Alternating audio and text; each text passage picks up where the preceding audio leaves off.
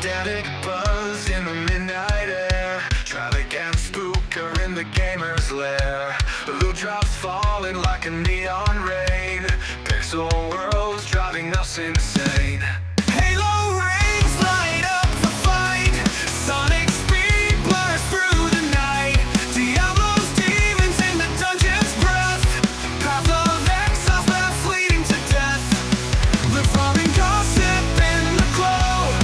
Digital whispers in the flow. EverQuest dreams keep us alive. Dead by daylight screams collide.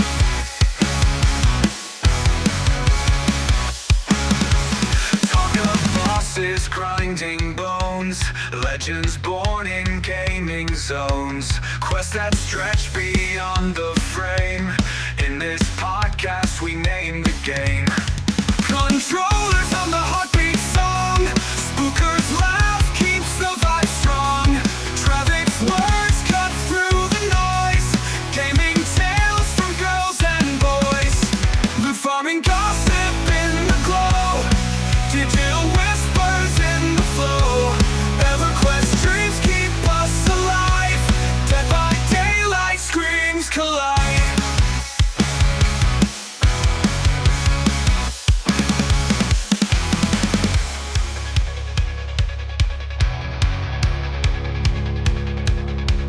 Controllers hum the heartbeat song. Spookers laugh keeps the vibe strong. Traffic's words cut through the noise. Gaming tales from girls and boys. The farming gossip in the glow. Digital whispers in the flow. EverQuest dreams keep us alive. Dead by daylight screams collide.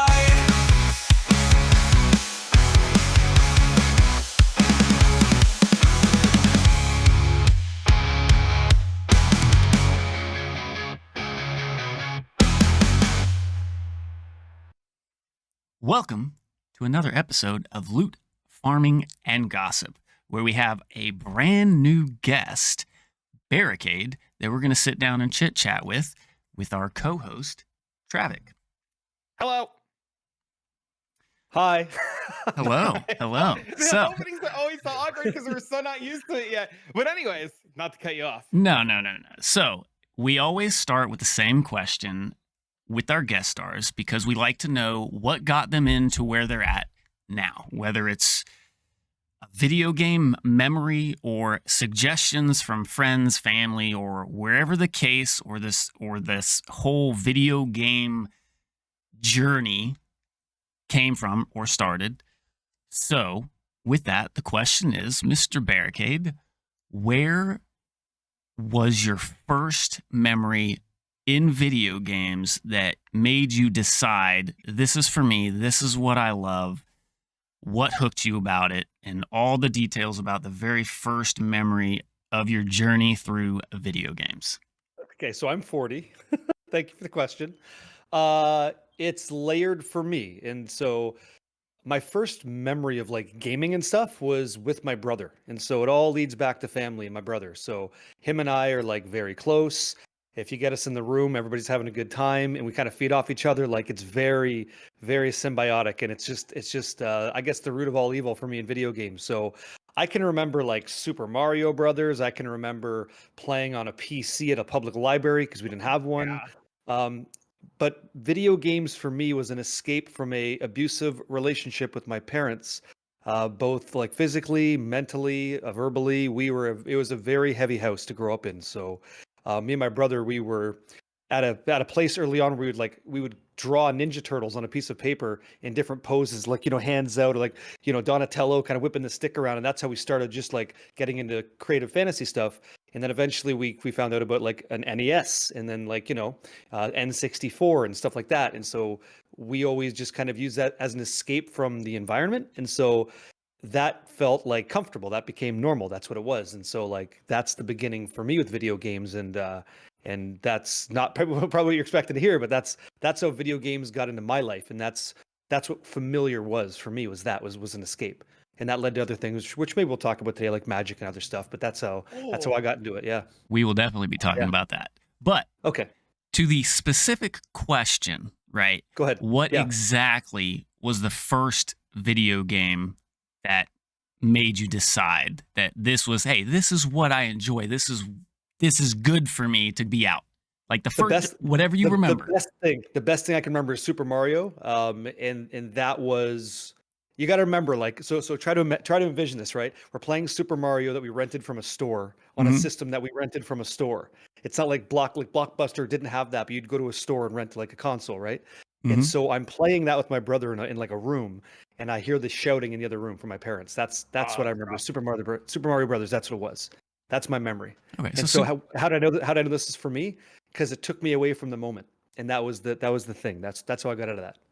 Yeah, that's what it's made that. Yeah, surprisingly enough, honestly, with all the people that I've had a pleasure of talking to, I won't just say recently, but over many years, that's actually very common. A lot of people are actually getting into Hmm. video games, especially around our age and a little bit older, are getting into video games to escape, get away from what Yeah. was, hostile household, hostile friends, hostile community, whatever the case may be. So that's actually not, it's understandable.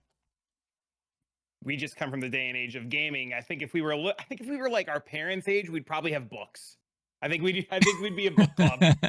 I could tell you, if I was like near my parents' age, I would have been working on like motors and rebuilding engines and like playing Okay. hockey on the street and like, going to bars and fighting, because that's the stories I hear. Like that's even like it's bad, but yeah, even some of my lineage, like they would get drunk just to go to a bar looking for trouble. And they were trying to get the cops called quick. Like that's my background. So I'm very different. I'm a very Yeah. different guy than my dad was, who's different than his dad, who was in the military. So it's just a different time. And then my daughter's never ever going to be exposed to that shit. Never. It's like not even fathomable, right? So she's into gaming and stuff with her friends and all that stuff. So it's a very different thing. Timing absolutely matters. Yeah, totally. Yeah, I'm in a completely different end of the ballpark. My dad was a mechanic, and he grew up and he was super big into cars, and he Yeah. every weekend he'd have a different car in the driveway. He'd be working on his friend's car, his buddy's car, our uncle's car.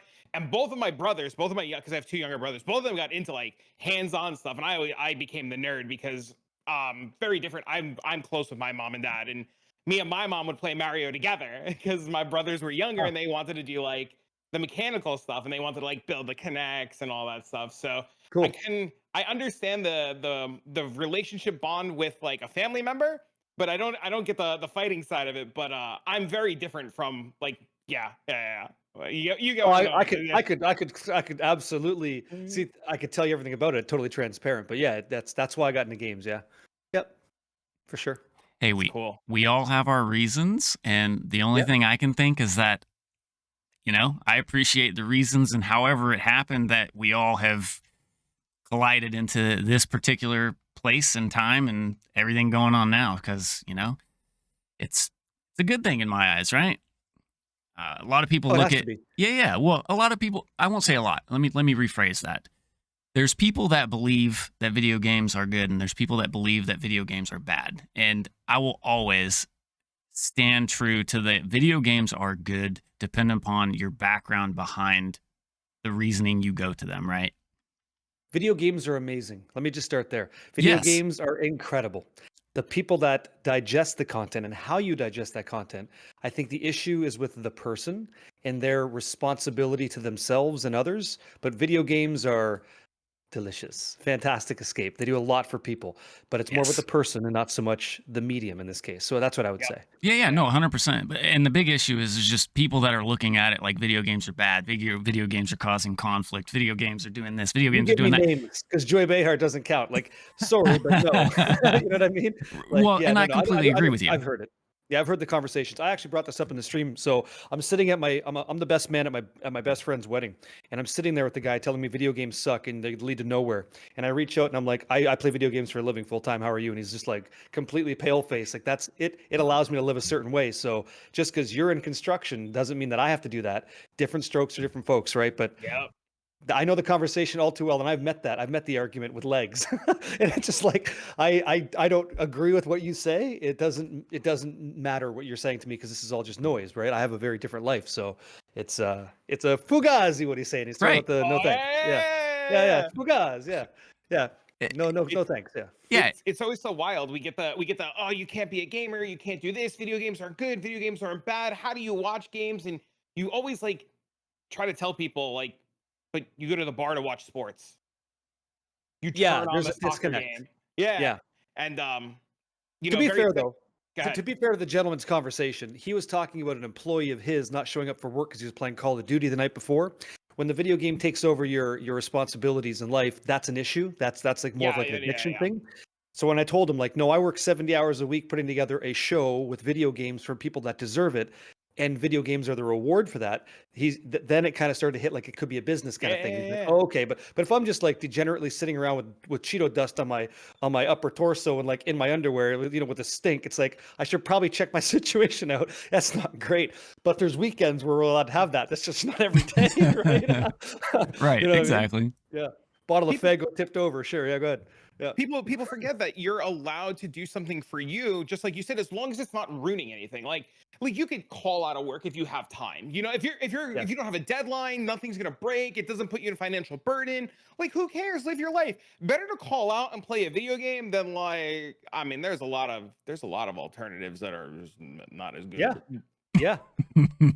Yeah. Yeah, tons of them. Like, and again, if we get to the Magic conversation, we'll talk about that one. But yeah, there's a lot of alternatives for sure. And like, this is one of those alternative lifestyles for me that led to something beautiful and unreal. So, yeah, led me to talking to you guys today. So that's pretty spectacular, I would say. Yeah. Yeah. I can appreciate it. So we dove down towards the past where you started. So let's jump Sure. to the present, right? Okay. Right now, you're heavily invested into Path of Exile, right? With Path of Exile. ARPGs, yeah. Yep. Well, yes, the genre in general, but right now, at this very moment, you're heavily invested now. in Path of Exile Yes. too. Yes. Yes. And tomorrow, I think we're all Yep. super stoked and excited for the new patch, which is what, 11 months in the working or 10 months, something like that? It I is know like it's something crazy. 350 days, something like that. We're Yeah, I heard- just shy of a year. which is crazy because that's like really, really long. So I think the player base for GGG of PoE1 deserved a big home run, and I think they feel like it's nice. We'll see if it actually is, though. Tomorrow. Yeah, I know, kind of nuts. Like I'm going live extra long because I want to support it. I want to support people in their journey. Yeah, I'm knees deep in it. Yeah, absolutely. So, quick behind the scenes story about you and action RPGs, PoE2, right? Sure. So what was the point when you started through your video game journey? You know, we'll get back through the different steps that you take, obviously. But Sure. what was the point that you decided that action RPGs is my genre? I enjoy it, and you obviously Okay. have fun doing it. Okay, so I'm playing Magic the Gathering at a buddy's house for his birthday party. The guy wants to open up a card shop out of his garage. Totally not feasible. Doesn't matter. I'm there to support him. So he's got these boxes of cards, and I'm buying packs because I want to support his bullshit business, but I'm down to help a friend, right? And so we're playing Magic, and I'm knees deep. And then he tells me he's got this game called Diablo 1. And I'm like, the hell is that? The hell's Diablo 1? And so he's like, oh, I'll show you later. We played some Aliens vs. Predator at this time, right? So we're playing some AVP, and I'm just dominating as an alien because it's totally bullshit, but whatever.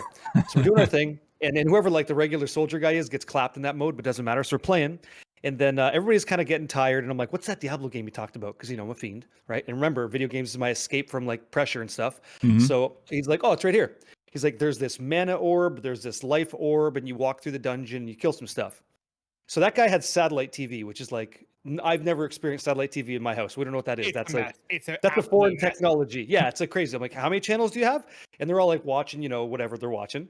And I'm just like, I don't care. I'm like zoned into this monitor that's probably a CRT, super small. Mhm. And I'm just like living this game called Diablo. And I'm like, this reminds me of like D&D and like how my brother and I used to play, where we'd have like ideas and stuff. And like, this is kind of cool. And so I stayed up the whole time to the point where it's like, the lights coming up through the window Yep. and you see these guys sleeping because it's a sleepover and they're starting to move because they're starting to wake up. And that's where I tuck myself down to finally lay down and like blend in like I slept too. I played the whole time. And that's where I was like, I got to play some more of that Diablo. And that was it. That's when ARPGs took over for me, because until then it was like Final Fantasy stuff, first person shooter stuff, but those games are fine. I just they don't connect, right? Like there's no rhythm. It's like I just don't have a reason to keep playing that over and over. Like once I've got, all the Knights of the Round Mimic Summon going on in Final Fantasy, there's not really much else to beat. But in a game like Diablo, there's a lot of reasons because that thing could drop something cool, I guess. I don't know. It seemed awesome. And that's where I kind of got hooked right there. I was like, shit, whatever this game is, that's pretty sweet. And then I caught myself kind of enjoying that kind of game more and more. That format, it's just like, it never stops, right? It stops when I stop, but they can't win because I'm not going to stop. So yeah, that was me. That's when I got into it. It's just so juicy. Was that a longer time ago? Or was that more on the Long, Okay. long. So like you're talking like Tempest, Exodus, Stronghold release Okay. for Magic the Gathering. So we're talking a Yeah. ways ago. And so that was me. Yep. I used to pay my bills playing Magic. Really? Yeah. I Yeah. used Good luck to- doing that nowadays. Yeah. Yeah, that was it was a big thing for me for a long time. And then when my son was born, the cards So went away. how far in did you go? Did you go PT? No, I traveled and I did the Star City circuit a lot. I've been invited out by Wizards of the Coast to do arena stuff. I did I all was going to grab kinds some of Star City stuff for you because I've done that too. Yeah. I've There's only I've one. won uncut sheets and everything. Yeah, that's fine. There's only one guy that had bitched and moaned about my performance, and that was Jeff Boo Hoogland. That guy, he was the Oh, saltiest, yeah, the saltiest guy ever. When I yeah. whooped that man, he was so pissed, and I don't care. That's why we call him Boo Hoogland nowadays, and I'll never shake that man's hand, and I don't care. Yeah, but to his credit, he's the only guy that caught a misplay that I did in one event. He's the only guy. And he saw it from a table away, and I'm like, okay, so he's a threat. Like when you're playing Magic, you know Yeah. who the players are. Yeah, he's one of those guys. I'm, okay, so he's sharp. All right. So the area I used to play in back in upstate, I used to play in upstate New York at a store called was it Time Warp? No, oh my god, I can't think of the name. But it was the store that like Reed Duke and stuff used to play at like way back in the Duke. day. Sure. And Yep. I remember I have such vivid memories. Hoogland made a deck and it was like mono blue fairies and it had spell stutter sprites, and I love this deck. And that was the first time I ever heard of Hoogland. Yeah. And it was my first time playing at a PTQ. We're talking years ago, like old school PTQ. Pro Tour And- qualifier, PTQ. Yep, Yeah, go ahead. Yep. And I'm playing at the Palisades Plaza in New York. Huge. And I lose round one of this 9 round. You're talking 9 rounds. We're there Totally all day. get it. I lose Totally get round get it. one. It's round 8. I'm Xing 1 right now, playing my heart Damn. out. I go Sick. X1-1, going to round 9. I got a whole story about round 9. It would take for a lifetime to tell. I'm playing mono Sure. blue fairies against Tron. And I beat this guy in like time. This guy goes That's like crazy. turn 3 Karn. I'm like turn 2. I went turn 2 spell stutter sprite because I knew he was on Tron. And I'm on the play. So I go island, go. He goes Tron piece, end of your turn, flash and spell stutter sprite. And he's looking at me like I'm crazy. And I'm like, hit you for 1. And he was like XDD. Yeah. And I was just like, this I tell him game 1, round 9, this spell stutter sprite will kill you. And he laughed. He laughed at me. Of course. And long story short, I ended up coming in 9th on breakers at my first PTQ. Oh, dude. Crying That's the same at as getting time. last. Like you're happy with the I cash, but you know. don't care. Yeah, that sucks. I'm sitting there, I'm crying. My girlfriend at the time's laughing at me, not in a mean way, but she's like, bro, get over it. And this guy comes up to me. He's like top 8, pats me in the back. He's like, it's okay, bro. Guy was Jared Betcher. He's like, one day you'll be good like me. Long story short. Jared Betcher. Yeah. I know the name Jared Betcher. Yeah, I know he is. Yeah. Yeah. We all know the story of Jared. But him and I were friends for a while before everything. But Find your friends. So you should make another podcast called Missing the Cut and just invite people that only get 9th in tournaments. And then like you have to have the Kleenex moment and everything else, right? It's true. No, like 9th is the worst because you're like you just didn't get to go to the party, You just didn't get to go. And so I totally get it. Yeah. Awesome, Jared Betcher. Good name drop. That's cool. I got a name for you. A guy named Mike Sigris drops by the stream frequently. Does Pro he? Tour. I know. Okay. Yeah, Siggy comes in all the time. Nice guy. Yeah, that's the thing with Magic. Like people are great, but sometimes, that game's a monster. Yeah, great. I think I was 22 years old, and I had a friend, Jackie Lee from the Star City circuit, forever ago. I came down to northern New Jersey. She's like, yo, you got a place I can crash? We're gonna go to a tournament tomorrow morning. I was like, yeah, you can crash at the house. And I like roll up with Jackie Lee back in the day. And my friends are like, how do you know Jackie? I'm like, you just talk to people. You just talk to people. Yep. But I'm friends with so many old school Magic guys. I used to play Magic with like Kevin Jones and all the Star City guys back in the day.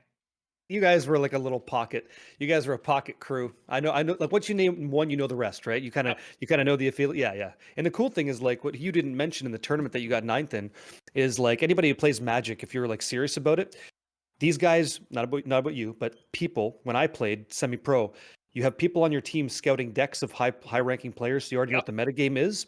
And Yep. so if you're looking to not get your pockets kind of pilfered, people might pre-board against you. They might preload their deck, which is kind of a dirty move, but you wouldn't know unless a judge checks your deck.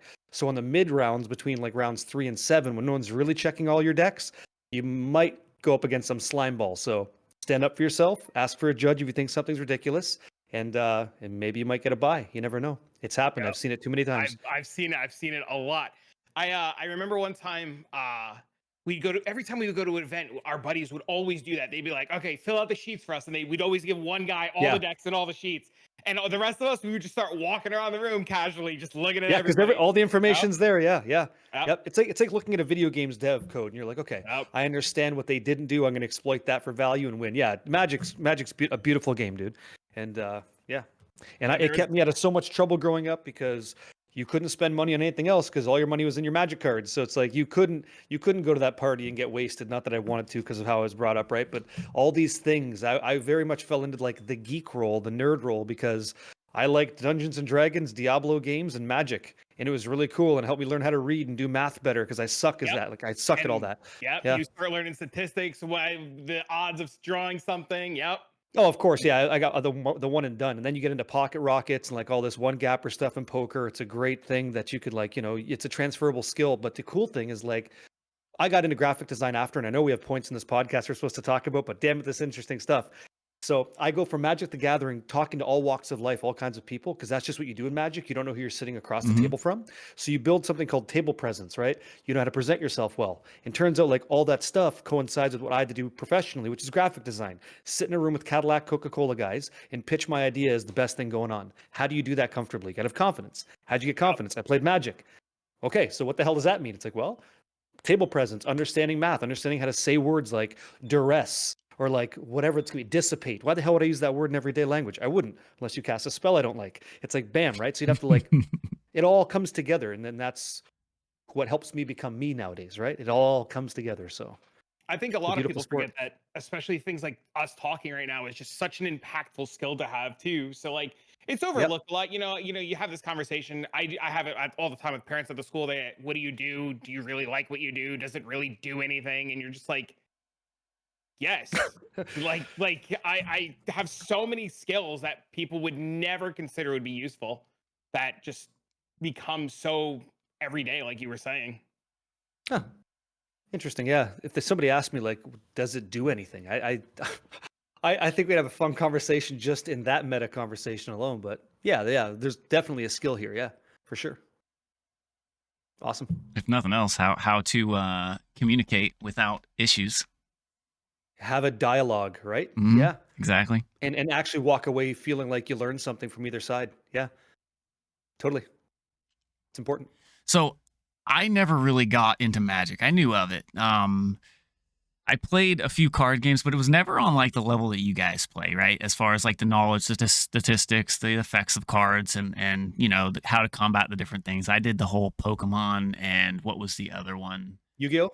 Yu-Gi-Oh. That's it. But it was more on a friendly, like, this is my card Casual. and I know this card beats your card, that type of stuff. So that was fun. But I never really understood the depth of it until more recently, when I actually started doing some research into the different analytics of Magic the Gathering, Yu-Gi-Oh, Pokemon, where the actual tournaments and all the statistics and what cards do and what you need and how to do it, all that. So it's been a journey, kind of nonetheless. But how did you get into Magic the Gathering, and what's the first deck that you built? So my brother bought a box of cards. It's my brother again. Right. And now my parents aren't split up yet, but they're still arguing, right? So we're playing Magic the Gathering downstairs, door locked, door shut, and we're reading about Ice Age cards. And the first deck we built, I couldn't tell you, but I know the coolest card was stroke of genius. Finding out that there's a card like that is pretty interesting. And so that's not going to matter much to the audience for video game stuff, but that basically blue deck is what I was what I was drawn to originally. It's kind of like if you like soccer, you like Germany, kind of like that. So blue for Magic was for me, and it's just about control. But you can't control anything unless you know all the things. So you have to know about all the things to know what to stop, because you don't know what to stop unless you know what's printed. And you'd be surprised to find out the parallels of knowing what to control and how to stop it could do for you in a game like Path of Exile. Do you understand? Or how that works in Diablo 4? How does how does that work? And when you hear the Grinding Gear Games guy talk about Magic the Gathering, you're like, son of a bitch. It's like they just made that game digital. They knew it. And and that's what Diablo 2 did. And I didn't realize it. Like when I build like a Magic Find Hork Barb, I'm basically cantripping in blue. It's the same fucking thing that I love. And that one outer on the top deck to win the game, guess what I just did? I horked a Burr rune. Fuck me, I just made Enigma. It's like that's right now. I'm getting chills. I'm getting chills talking about it. It's like that's good. That's what Magic does. That's what that archetype does for me. That genre does in video games. It's like they have the recipe. They get it. You know. And like you said, you played Pokemon, but I feel like Pokemon to me is Diablo 4. It's like it's like a kiddie pool. It doesn't really have that dopamine hit. It doesn't really get in the depths of the water. Definitely was. It used to, but now it's back like in the day, yeah, it definitely was. Back in the day, yeah, not anymore. But so to answer your question, sort of deviate a bit. I couldn't tell you the first deck, but I could tell you what I went to tournaments with: Recurring Nightmare, Living Death, Survival of the Fittest. I sacrifice a little bird, and I quite literally throw this big fucking nightmare creature at you and say, "You got 3 turns, or you're screwed." And you start putting down creatures to block it, and I just kill them. It's like and then it's just amazing. So it's all about taking the paradigm and flipping it on its head. That's what I did. So I'm gonna. You're gonna like this. Get in there. So, Get in there. Get in there. On my desk, I have my deck of cards, and we talked about this last episode. I shuffle my cards when I like need to think or like I need to like actually focus. It's like a little tick. But I play a lot of Scape Shift, and just kind of like you. Shift. Yeah. Okay. But my package is a little bit different, and people won't be able to see this unless they watch the video feed. But I turn 3 through the Breach Emrakul. Sure. With my shift deck. If it's not Scape Shift on 4, it's turn 3 through the Breach or turn 3 Titan. Yeah, so which is why when I grab my toolbox deck and I make both players sacrifice a creature, you'll understand why. Yeah. Right? Yeah, because that shit happens. And I have to know how to stop. I have to have control. But that all leads back to my brother and me sitting down talking about Jester's Cap and Icy Manipulator, and like these references won't hit the vast majority of the audience, but look them up. They're very, very good. You breached Emrakul on me. I sideboard in 5 cards, and we stopped that shit real quick. We cannot do that. Yeah, and no ETB effects for you. We're not scape shifting shit. Like that cannot happen. I played Legacy one time, and it's like round 6 or 7 of an event, and I go turn 1 show and tell, because there's nothing better than showing you and telling you you're just dead, right? And I disagree. My divining top would disagree with you, sir. Yeah. God, you sit against the top player every turn, and the turn top, bro. You just looked at the top 3. Hold on, I got top again. I'm gonna top again. I just need a miracle. I just need a miracle, dude. I just need a miracle. Yeah. The angels. You're gonna pass the angels. Yeah, I get it. Yeah. See, we know. So Spooker, my bad there, but like that's the conversation magicians have, right? And there's thousands and thousands of options. Does that sound any different than Path of Exile 1? There's thousands and thousands of options. And the Chads that have been with that game the whole time are like the legacy players of Magic that know what's in the library. They know what book to reach for, and they know how to make the dots. And if you don't know that, you're just playing casual with your friend, and that's fun too. But my God, is there depth there? And that's what I appreciate. Yeah. I mean, look at all the depth we're getting tomorrow, right? Like everything with mercenaries and everything. Like, I know I've talked to Spooker a couple times. I know he's super excited, figuring out league starters, but that's just that tomorrow's just going to be depth out of our minds. Day 2's depth out of our minds. People have to actually get to the end game in 5 hours, then they start figuring it out, right? Right? Like we're all opening our starter deck tomorrow. Yeah. And then on day 2, we get into the booster box. That's what I think, right? Yep. Dude, I could translate. I can get there. It's so true. Yep. And then you're gonna have guys that go to the card shop and they just buy singles under the counter, and that's the trade league. That's the trade economy, right? That's all it is. True, right? Yeah, no, you're right. It's good analogies. It's really good. Thanks, sir. I'll be here all week. Yep. So, comparing MTG, Magic the Gathering, to Path of Exile 2, which I see a lot of similarities the more I actually deep dive into the backgrounds and the information. And you're absolutely right. I there's no argument from my side. But with that being said, into the Path of Exile thing. So you both are you already have your starter set out, what you're doing, what's your plan. So why don't we jump into that real quick? Barricade, go ahead and tell us. We know you're starting Righteous Fire. What made you decide on that? And this is kind of a deep one, right? Like, I know I've been talking too much, taking too much of the mic time. That's what this is about. No, that's the whole point. The whole point is to hear Okay, you. well, I like hearing you guys. Okay. You remember how it all started with video games, right? Why do I play video games? It's the escape from the madness and the chaos. Well, luckily in my career of streaming video games to other people, they've given me the privilege of having this job, of being able to connect to people through that thing that was my escape from the chaos, from the abuse and stuff. Yep. And so ever since, I've been kind of on this tireless, effortless crusade. Effortless for me because it's just my life. But whatever I'm doing, I want to bring you into that too. I want you to be able to escape that tough time. And I do that with my streams. And so the decision to make the Righteous Fire Chieftain is, not only do I know it's tanky, it's red green mid range, or it's Abzan, it's Abzan easy. Not only is it rhinos. Those fucking rhinos, right?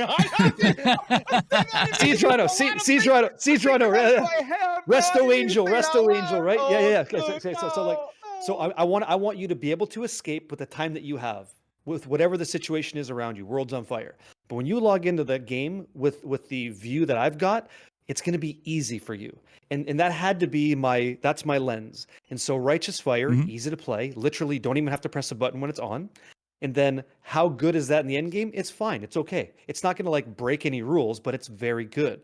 And so I wanted to have something that gave somebody that experience minimum. And so that's why I made that build. It's not the most fun build I'm going to have, but it's the one that's most comfortable. And so that's where we start. Because once I get you to open up a pack of magic cards, you understand the language a little bit. Maybe you'll open up another pack. Maybe you'll try another deck. But you won't do that if I hit you with as an example, we're going to be through the Breach Emrakul, or we're going to be doing some scape shifting. You're not going to know that off the rip. You don't even know what that means. Right. So I need to teach you the language of the medium if you're willing to join me on the adventure. And so that's why I went Righteous Fire, because I want more people to try this game if they never did. And if they did, they can get gear cards that they don't need duplicates and pay it forward so somebody else can play that deck, try that build. That's what we're doing. That's the whole plan. So quick tangent. There was, I should have done my research on this. There was a nerf to part of the Righteous Fire setup that Pox, because Pox is the big, major messiah of Righteous Fire, right? Yep. There was a nerf to, was it Fire Trap? Yep. It's not even that bad, though. Is there, like I said, I don't know. I should have done my research a little bit more on this particular question. But with Fire Trap being adjusted or modified, is there going to be a different substitute for that, or are you guys still going to be using Fire Trap? Let me ask you a question. First of all, I'll answer your question face value, then I'll ask you a question if that's okay. Yeah, no problem. Face value, you lost 500 DPS on Fire Trap. But in the game, there is only 2 skills that behave the way Fire Trap does. There's Fire Trap, and there's another one. I think it's Flame Dash. They're the only ones that ignite that way, that scale up damage the way that they do. And so there is Scorching Ray of Immolation, which is a stop and channel skill that does more damage, but you're stopping, and that doesn't really work in a game like Path of Exile. Okay, right. So while it was nerfed, there's not really an alternative. Now you played Pokemon, right? Mm-hmm. Imagine if this season starts, a new pack, a new set comes out for Pokemon. And I say you can start your Pokemon adventure against any other gym leader, but you get to choose this really cool Pokemon. It could be a Machamp, it could be a Raichu, it can be a Bulbasaur, it can be a Venusaur, and then you get whatever one you want. Does that really affect your build, or do you think you just got a buff? Did your team get stronger overall? Because the Mercenary is the Bulbasaur, the Mercenary is the Raichu, the Mercenary is your Mewtwo. You have that now.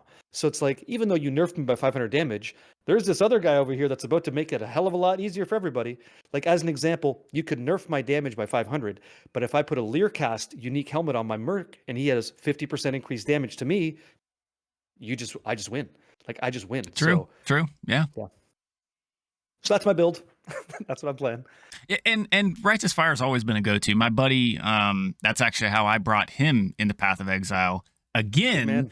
Actually, through you, when you brought me back into Path of Exile, back when Diablo 4 started tailoring in the bad direction, I guess you could say.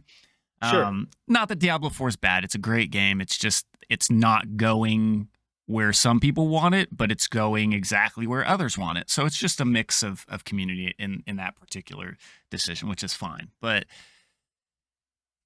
he was also big into the whole I want to just run through shit. I don't want to have to click a bunch of buttons. I don't want to play a Yeah. piano. I just want to have fun, farm, and go through. And I was like, I got you. And that's when Yep. I directed him to Pox's guides. And he's Yep. very much like you in a way. Actually, both of you, because you both do this quite often in the game. You'll take a build that you guys see and you like, and you like how it works, you like how it looks, and you adjust it to you, right? To the way you want to play it, but the general consensus, it's the same build. Hey, Travis, you ever make a magic deck and instead of running 4 of a card, you run 3 and 2 of this other one? Yeah, It's the all the time. same thing, man. The Right. mindset logic flow is the same. It's why he does it. I do it. It's chef's recipe. It's whatever I want. And then when he wins a tournament with it, everybody goes, "Give me that build. I want to beat the Maven with that too." Like, what? How did I miss that? And he's just like, "I got the stones to try it." He just mixes it up. It's your Right? silver bullets. Yeah, you just have your silver bullets that you put Gotta in have your silver build. bullets. Yep. Yep. Right. So what build are you playing? Me, I'm actually it was a toss up. I thought about going old school and just winding up a Ranger tornado shot build. Oh, there's nothing wrong with that. Because Great. why not, right? And you know, everybody's like, well, but it got whatever. I don't care. It's a matter of having fun. But then this fellow creator that I hang out with a lot showed me this other build that looks a lot of fun, and I wanted to try it in Path of Exile 2. Not quite the same build, but I figured, well, since I haven't tried it in Path of Exile 2, and I know I'm going to dive into Path of Exile 1, why not give it a try? And it's Poisonous Concoction of bouncing. Oh, Bouncing. yeah. Yeah. So Good man. yeah. It's a good build. Yeah, it's gonna be great. But, Peaconk was fucking amazing. Yeah, it's a dirty diaper build for sure. It gets in there, gets quick. It's nice. It's supposed to be good in 1. I never played it in 1. I played it in 2, as you're well aware. But I never got my hands dirty in 1. So you have to tell me how good it is. It looks great. Everybody says it's great. Good league starter. Should be good. Yeah. It's really good on Pathfinder. I played it Assassin last league and did 4 stones with it, no problem. Like, Yep. you easy blast through everything. You have a great time. well, my goal was to go from assassin to assassin, so Yeah, it'll be a good time. You'll have a lot of fun. Just And what are you gonna play? Just ignore. I'll tell you in a sec. Just ignore bouncing until you're in maps. Don't. well, I figured it's bouncing in the- transmogrified. I wasn't even going to shoot for it until I get to Yeah, maps. yeah. Transfigured. Transfigured, yeah. You get it early. Don't worry about that. But it'll feel better in maps. But I'm a meta boy, man. I haven't done it in a while. I'm gonna play Volcanic Fisher. Oh, we lost another What? one. Oh. No. Net deck, Andy. Oh. There's a reason. I promise. Oh. Go ahead. So, What do you got? Volcanic Fisher gets to maps in 4.5, 5 hours, assuming your Act 1 Marauder time's not terrible. So does So Righteous Fire. Go ahead. So you're in maps in 5 hours. So here's the funny part about Righteous Fire. So day 1's Volcanic Fisher into 2 stones, or mid day 2, and the end of day 2 into Blight until Blood Notch and the other jewel whose name is slipping my head. You talking about are you talking about Syriac, Sark, and Eater of Worlds? Those guys? Yeah, so Who you talking about? Okay. you 2 stone them. The 2 Yeah. stones is like killing Eater and Exarch. Yeah. And then you farming, and then there's I can't. You got Maven and all these other cats. Yeah. You buy okay, the yeah. Maven. You don't care. You Yeah, buy okay. Maven, you buy Eater, or you buy Maven, Sure. you buy Elder, and then you farm Blight. You could even like skip 2 stone and you just farm Blight because you just hop into Blighted maps. But it's Volcanic Fisher into farm for Blood Notch and Immutable Force. That's the other jewel, and swap to Castlin Sun Chieftain. Is this the The Miracle Ultimatum thing. Yeah. Yeah. Okay. Yeah. That's what you're gonna do. Okay. Yeah, I've copied eMiracle stuff a couple times in the past, and I've talked to him a few times. He's just an awesome dude to just shoot the shit with, and it's really simple. It's really easy. My whole niche is Blight, so like I love doing Blight stuff, and Volcanic Fisher is just an easy way to get there. As something I've never really done before. I'm not immune to this either, but Unfortunately, me and you are going to the card shop to buy that rare that we need for our deck, and it might be out of stock because we're both on the meta Andy train, right? Yeah. It's quite possible that we're going to be like, oh, I'd like to get a Rise of the Phoenix right now. It's like, sorry, we sold out to those 4 people over there that are all enjoying the build. It's like, well, this sucks. So if you're an SSF player, you don't have this problem at all. You don't care. It's like being a collector of Magic cards, right? You just have your binder full of cool stuff that you've got. But if you go to the card shop to get that single, that's gone. It's like, oh, I can't afford it. It's too many divines or too many C, right? Yeah. Yeah, very cool. My Hey, plan that's is cool. to be faster than everybody else. Just go faster. Oh, you want to be ahead of the market. Okay, no problem. Dude, I'm gonna blast my brains out, I, bro. I know I won't be there. I'm going to be slower on purpose because I'm going to take the time to help people as I go. That's just my tax. Well, you're driving a train, right? You're driving a My train thing and is you're that- toting everybody behind you. I get it. No, I get it. My thing is when we show up to the card shop to play that day, everybody has every card that they need. Nobody walks in there with a 63 card special. We've all got it. We all understand 75 cards in our deck. We've got it. That's how I bring the team. Is like we understand what we're doing and we understand why we're there. And we're there to dominate and we're there to win. And that's it. And we send people to the Pro Tour that way. We're going to send people to the maps that way. It just works. The formula works. Right. I'm so glad we can do the Magic analogies for today's podcast. This is fantastic. It should hit. Yeah. Yeah. Great. Cool. Well, Good shit, man. I hope it's great. Both of you guys. Yeah, it sounds like great builds. Oh yeah. Well, I mean, Can't wait. yeah, it'll be fun. It'll be nice to see some new stuff in the game rather than just a new league too. So that's pretty cool. Dude, you gave us mercenaries. Like, do you know how cool that is? Do you know how exciting that could be? Like the fact that I don't got to use Vitality Aura anymore. I could use Determination for free. Like the whole rarity bot scenario, which means all the options that everybody's gonna want just because makes like some pretty interesting Atlas passive tree decisions. Like, do I go synth to get Garb? Do I what am I supposed to do? You know what I'm supposed to do? I'm gonna give you some insider info. It's because we're Who you been talking to? Who you been talking to for insider info? Listen, because I do the blight stuff, right? So a buddy of mine Okay. goes, "You're the blight guy. You forgot these existed." And I was like, "Holy shit, what are you talking about?" Mercenaries get affected by anointed jewelry, right? We can give them notables. What? What do you mean? So if you anoint a necklace and you give Oh, it, yes. so Yes. things like Strangle Grasp exist, right? 4 anoints on a necklace, and you turn it rare and you turn it unique, right? Yes. Well, I could talk about this now because we're pre-recording, but there are gloves that all mercenaries are going to want. The Gravebind gloves, right? You know, your mercenary counts. Yes. You know, you can anoint. Did you know you can anoint them? You can anoint the Gravebind gloves? No, I didn't know that. Right. Most people don't. So in Blight, and this is why I'm going into a Blight angle, and this is something that's coming out later today. Blight drops something called Breath Seeker gloves. They were huge in Ritual League, very big in Ritual League. You know, they dropped the little pustules. Right. They share a base with Gravebind. Gravebind is the only unique. Huh. There are multiple items and multiple different helmets, including things like Abyssus. Okay. The Ballista helmet, whose name is slipping my mind right now. Everybody uses the Ballista helmet. So your plan is to use these target objects to anoint extra key passives to exploit value from your merc and apply it to you. Yep. And I'm curious to find out what's the most tasty. So in MTG English, right? He's got let me see. He's gonna have triggers set up on ETB, and I want to know what those things are. So when something starts, this is the cascading effect for free value. You tell me what those things are. What do you got? Because you're doing fire-based damage. What are you doing?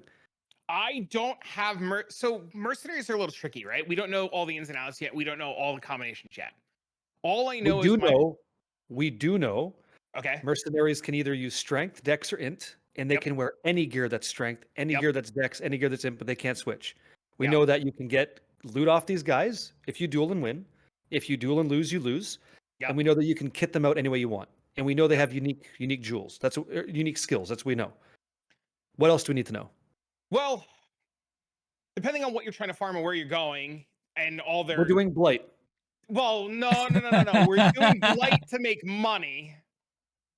And we're using blight to get targeted gear to sell to players. We're opening up boxes of magic. We're opening up wax. We're going to the third pack on the bottom right because we know that's where the unique object is. What are we doing with that unique object now? What are we doing? Anointing it, corrupting it, and then mythic orbing it. We're anointing it. what are we doing with the anoint? Do you have any ideas on what you want to anoint Not yet in the yet. tree? Okay, No, that's the not question. yet. Okay, so Yeah. that's the grease. That's the good Yep. stuff, right? Okay. And then the question is from the whole, right? How do we break the control? How do we break the game with that interaction of whatever that's going to be? So how many anoints did you count? 3? There are 3 on the amulet, 1 on the chest, 1 on the gloves, 1 on the boots, and 3 different helmet options. Okay, but like how many spots is that? That's actually how many anoints? 4? 1, 2, 3, 4, 5, 6. No, no, no. You, You're saying you can have 6 anoints on a character. I'm saying I think it's 5. 3 in the neck, 1 on the gloves, 1 on the boots. and 1 on the armor. Insane. That should be more than enough to create something devious. Should be. I don't know what that is yet, but it should be. Well, because like we're looking at it from a fire, right? If there was some kind of way to convert fire to cold or something, we could magnitude shock and full send. Like there's so many ways we can go here. It's just remember how we talked about having Magic players know all the options? These guys need to hear this and then like boom, blow the doors wide open. Well, one of the cool things is a lot of players used to use the Spore Guard to turn into Ivory Tower for Mana Man. Now Doriani's prototype can also Yes. be anointed, and we can just use the mercenary to be the Doriani shell. So negative. You're doing what? Negative cap 200 on on LR. Yeah, well, yeah, but that's like one option, right? Like, you know, not I could 100. easily convert my damage to lightning. I could easily do it. Yeah, Easily. but there's options. So like now you can Yeah. just give your mercenary and not be affected by Doriani because you know we all know that Doriani suffers from lightning dots, but you could just like eventually mythic orb a Doriani's prototype. Granted, it's hard, it's costly, it's very end gamey, but it's a plan. You know, you can do like I like this Abysses, plan.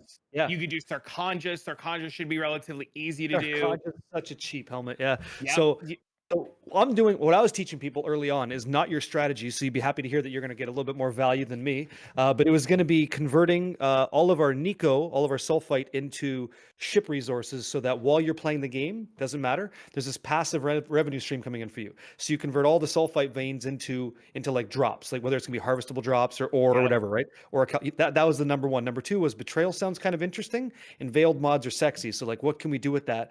With our build to find out, like, because we're gonna clap all that content anyway. It's easy work early on, so we're gonna do betrayal for currency. We're gonna do conversion of Nico into currency, and like maybe there was one more harvest, just because who doesn't want the juice? Harvest is going to be really interesting because they said that they're changing the times on the ships.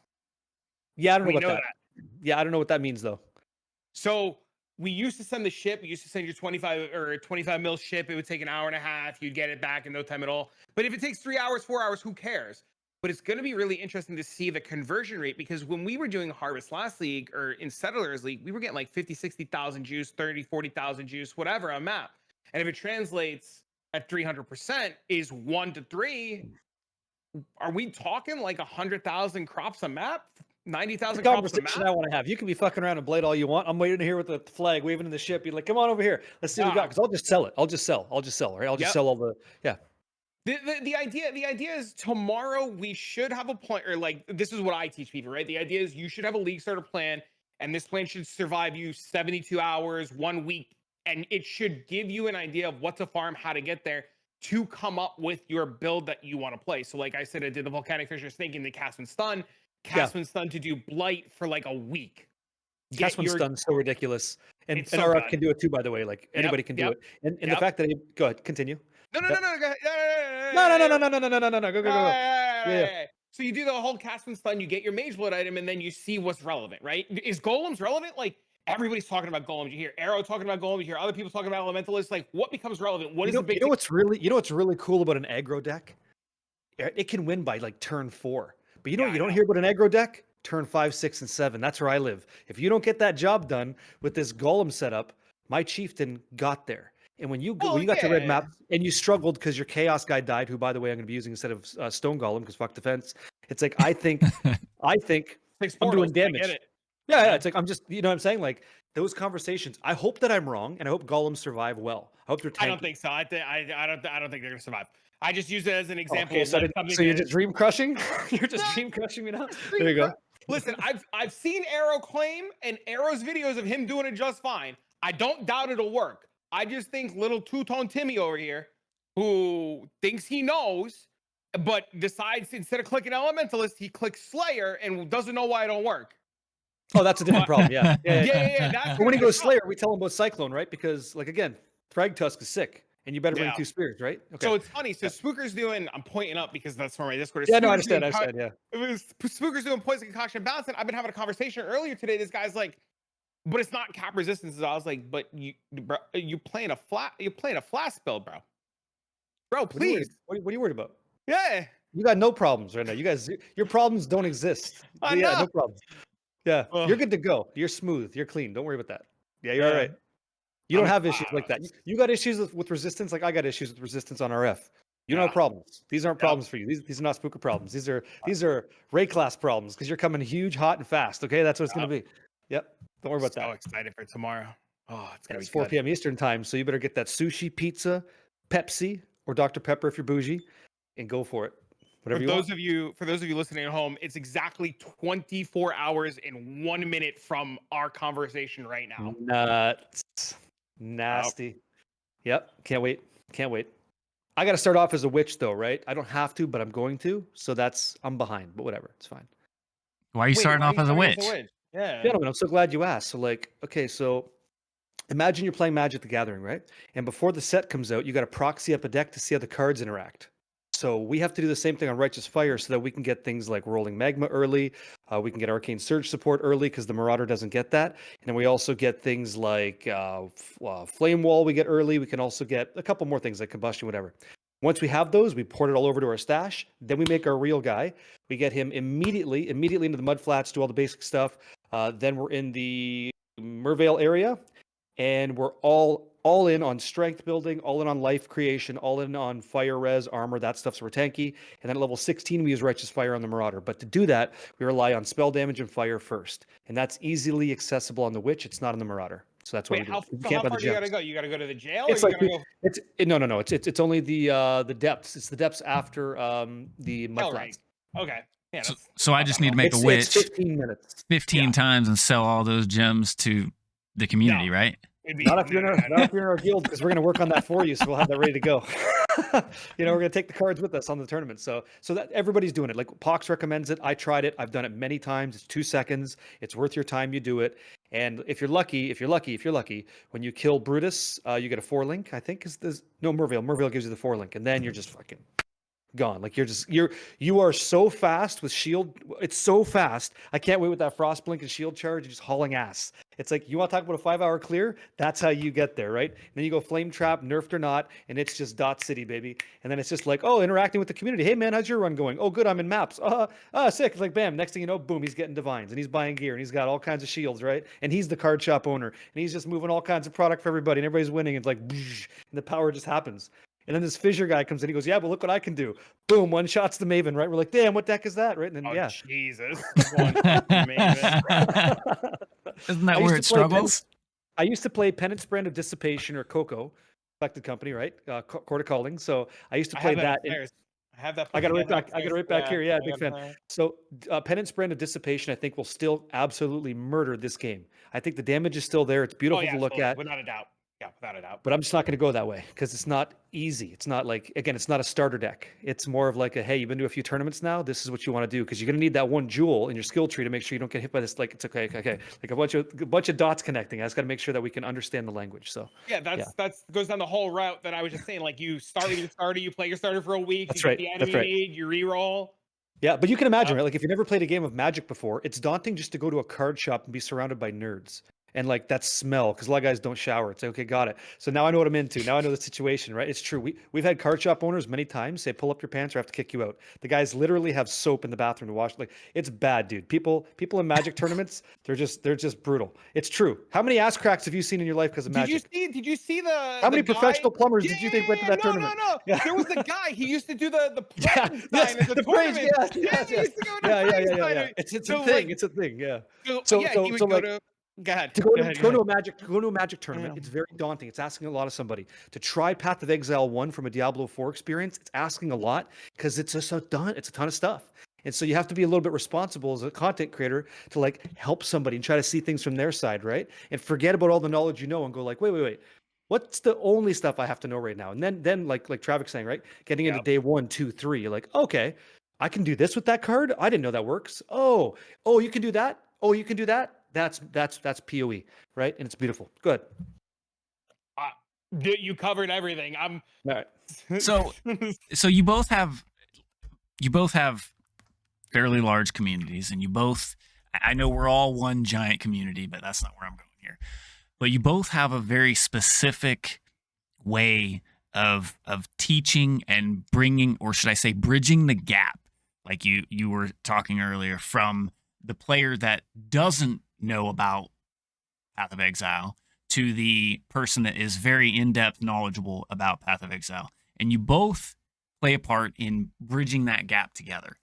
So you both have a different means and a way of doing it. So I guess the question is, what made you decide that that's how you wanted to tailor your, I won't say content, because you do more than that for your content, but what made you decide that you could be one to help bridge that gap?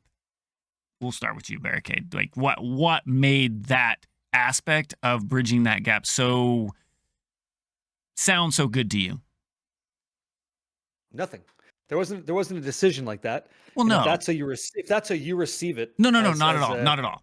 No, I'm just saying, like, No, I'm gonna say it's like the Go idea. ahead. Like if you receive it that I put it out this way, that's just a circumstance of the operation. Like I don't really give it a lot of thought.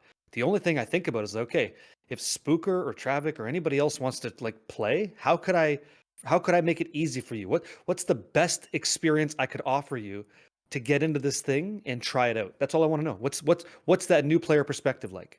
yes, What's that look absolutely. like? I guess let me rephrase the question, right? So you just naturally do that. I mean, you both do. You do your content's tailored to help that, I'll just say, casual player across the finish line, right? You both Mhm. that's your goal. That's what you do. That's what and you both just Yes. like helping. So you go about it a little bit different way, right? You go about it like, all right, everybody jump in the train. We'll get together and we'll tote along the train tracks together as a team, one solid unified group, right? Yep. Whereas Travic is more of, let me get across the finish line, and then I will help all of you once I have all this information and this knowledge and this details of this is how it works. Now I'll go back and help you. So what makes you choose to tote everybody along with you rather than his style? I just had this conversation with one of my mods today, just today, earlier this morning. I said, Awesome. "What's the best strategy this season?" Because I've been doing this since Diablo 2, where I might start a paladin, and if you guys gear me up, then I will carry this like a son of a bitch. I will pull that rope harder than you're ready, and I'll put you in endgame quicker than you thought. I've done that method. Mhm. I've also done the method where I team up with like everybody else, and I play alongside you, right? And some people appreciate watching me struggle to see that when you're not just given everything, you also have to earn it. And so it's like the one of us, right? Oh, just one of us, right? And so why do I do it this way? Why do I prefer the method that I have? Because I think there's something to be gleaned on from what did he do in this spot when he didn't have the answer? How did I solve that problem? There's a lot of information in that's valuable. And hitting those walls is like interesting for me. It's a bit of friction. It's good for the community. It's good for the viewer. It's good for me to figure it out as a person. And it's not a wall. It's a staircase. It's a step. It's a step. Mhm. And I'm showing you that it's not a stopping point, but it's a building point. Both are valid. It just depends on what's the right move. And so I will take the earlier, not the latter, but they're both fine. Oh, I agree. And I love both of your guys' content. Yeah, I mean, I support both of you guys a lot because I appreciate what you guys bring to the table as far as not just content creation, but being part of a community that is willing to reach out and help each other out, both on and offline. And it's awesome to be a part. It's not going to be a situation where, like, as an example, if I have a 100% chance to crit and one of my community members say, no, you can't get crit charges off a flask when I crit. It's like, well, I might not tell you to F off when somebody else might, but it doesn't make it any less true that, you know, he's just saying, oh, you guys get an inside joke, but it's like, you know, I think like there's ways to handle these problems, and just a bit of a diatribe, bit of an aside, but there's ways to handle people that bring in the friction, and there's ways not to. And one experience is going to potentially award somebody else some more of that energy than somebody else, and that's fine. It's just there's ramifications both ways, yin and yang, right? There's not a best way to do it. There's just a way to do it. And you have to be okay with that. So the one guy effect. Tell him to F off. Get out of here. Fugazi, this guy. Yeah, he's selling smoke. Yeah, of course. All right. No one's gonna know what that means, but you guys will know. Good. Yeah. That's I fine. get it. That's fine. Yeah. Yeah. So Travic, you bring in not the opposite, but the other side to where like you go, you test, you stress test, you build, and Yep. you do the exact same concepts, right? You hit all these walls, and then you find how to turn them into a staircase, like Barricade said, and you step over them first, and then once you get it all put together, you put it all in a nice little neat care package, and you ship it off so that everybody else can follow suit and know how it works, why it works, and all that good garbage as well. Yeah, before I make any video or before I say I'm doing anything like the volcanic fissure or snaking, for example, I will sit there, I will play it, I will hit every hurdle, I will hit every wall, and I will be able to do what I'm selling. Like if I can't accomplish what I sold, I won't tell people about it. Even if it's just like I did this. There's no granted I'm the same way. all news is good news, right? But like I can't tell you, well, I heard volcanic fissure snaking could kill 2 stones, but I can't do it. Granted, yeah, I mechanically suck. It took me a little while to do it on 2 stones. I know this. And I openly said, I know I could do it. I struggle to do it. Here are the hurdles I went over. And I need to personally know all of the struggles. So when people come to me and they're like, teach me this, I'll say, or what about, how do I learn Path of Exile? I just turn it on. What do I need to know? Nothing. Turn it on.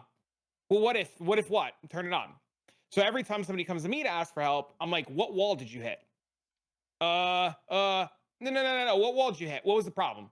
If you can't articulate to me the problem that you hit or the wall or hurdle that you're at, I won't help you because I can't help you. You have to be able to play the game and hit the wall. So for me, I do a lot of it because I remember being that guy thinking about 1 divine trades and panicking. I remember 50C trades and being panicking. I remember like, what do I do with 5 chaos? How do I build a build on 5 chaos? Way back in the day, like Legion League back in the day. And I never want people to feel that ever. I never want people to say, oh my God, it's 1 div. What do I do? Oh my God, it's 2 divs. What do I do? I want people to know that they can make those 5 div trades and not panic. I want people to know they can make those 10 div trades and not panic. The hurdle that I currently have that I'm trying to get over is how to teach people that currency doesn't drop. And I say currency doesn't drop. We all know divines drop. Like we know divines drop. We know chaos drops. But where's the real currency? The currency's in the items. All those jewelers, all those fusing. So yesterday we had a conversation and somebody said it's impossible to get a 6 link on day 1. It's impossible to be geared out of your mind on day 1. So I brought up PoE Ninja and this guy lost his mind. I went to day 1 Settlers League and I filtered by DPS and I brought up. And the first excuse I got was, of course it's a Sanctum runner. And I said, well, what about this guy? This guy's not a Sanctum runner. What about this guy? And he's like, what do you mean? It's impossible to get 50C on day 1. I was like, how many fusings do you loot on day 1? And he was like 10 or 15. I was like, what do you do with them? Because I throw them in my gear. I have 4 link and 3 link and try to 5 link things. And I was like, but what about when 2 fusings is a chaos orb on day 1? You're talking hour 3. Mhm. Do you really need to try to 5 link your item on hour 3? No, go sell the orbs. You know, all those alterations, all those jewelers. And I've been trying to tell people at the end of day 1, if you log off, tomorrow, if you log off with alterations, jewelers, fusings, glass blowers, baubles, whetstones, armor scrap, anything, and it's not converted to chaos, not converted to divines, you messed up. You're at fault. Do you ever tell people to do to run sacrifice fragments for 6 link? No, because I think they have more value to run in blighted maps. The 6 link strategy is just buy it. Just buy it. Just buy. Oh, I understand. Yeah, buy a corrupted shitter. Yeah, I get that too. Yeah. Because that's better than a 4, of course. Okay, cool. So You are infinitely better off.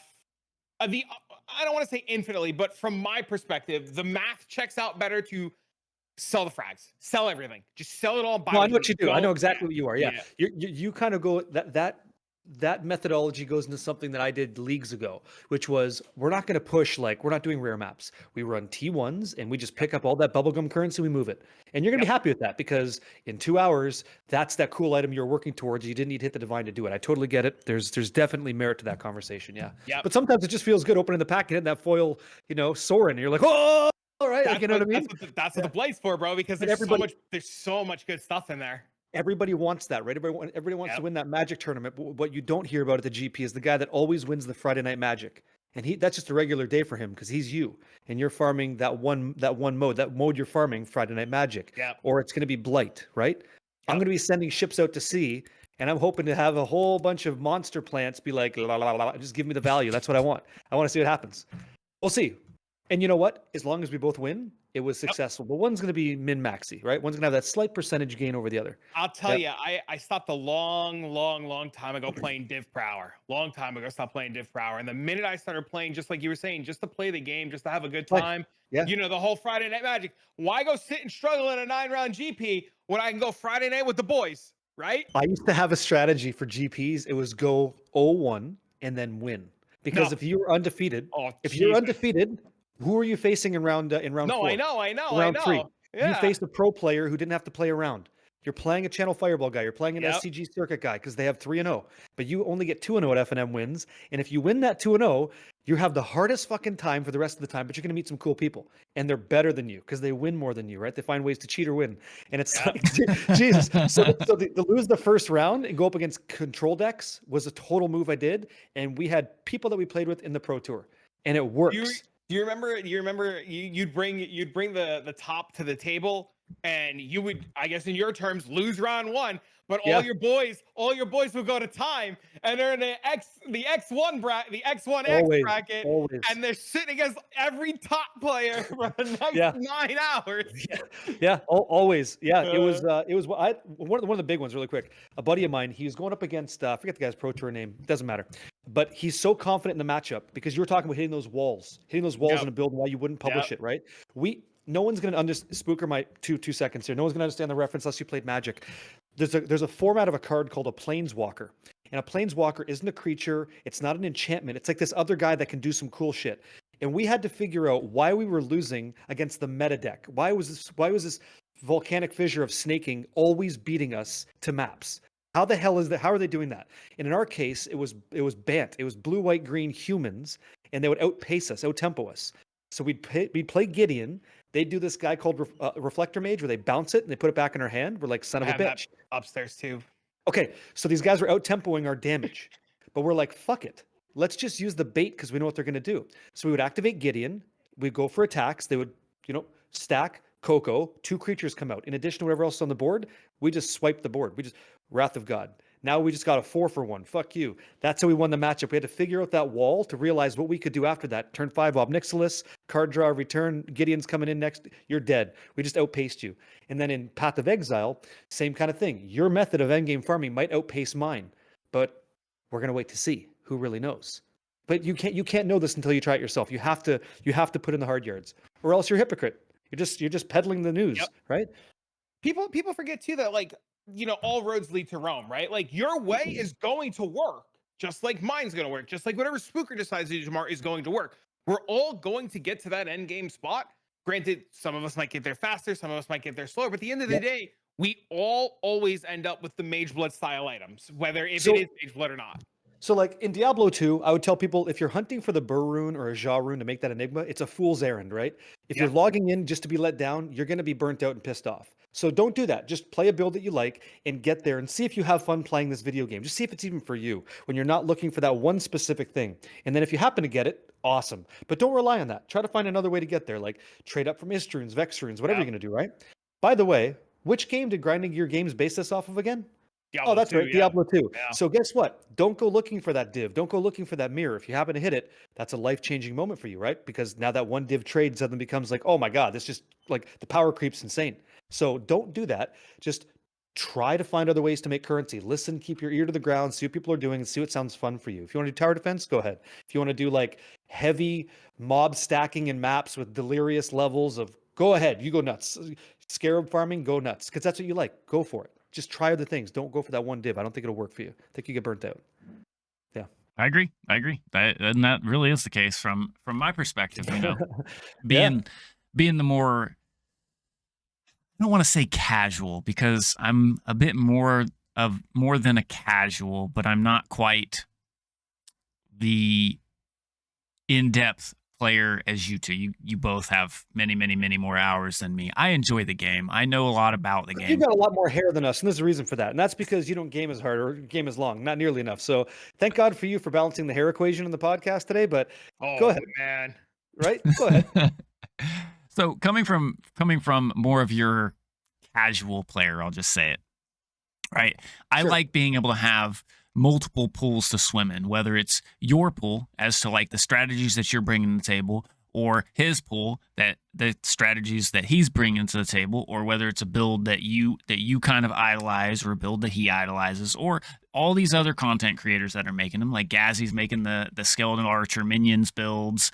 I can't even think of some of the others right now, but regardless of where you go, right? You pick your build and you go down that path. And I emphasize on the exact thing that both of you have agreed on. You know, I'm playing the game to have fun, right? Yeah. I'm not playing the game to get to this exponential end before everybody else. I'm not racing. I'm there to have a good time. So I play a little bit different, you know, like I'm going to utilize all my currencies. I'm playing Trade League, but I'm playing Trade League to where I trade when I hit that wall. Before then, Sure.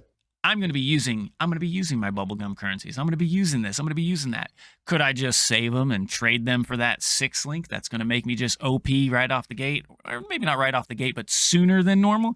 Absolutely. But you know how good it feels when you hit that 6 link your damn self? God, it feels so Yeah. good. Especially when you do it in like less than 5 fusings, which is ridiculous. But to your point, there's a reason why a guy like John Finkel plays mono blue Ophidian trade win Ophidian and wins things, right? He likes playing that way, and he just becomes an expert at it.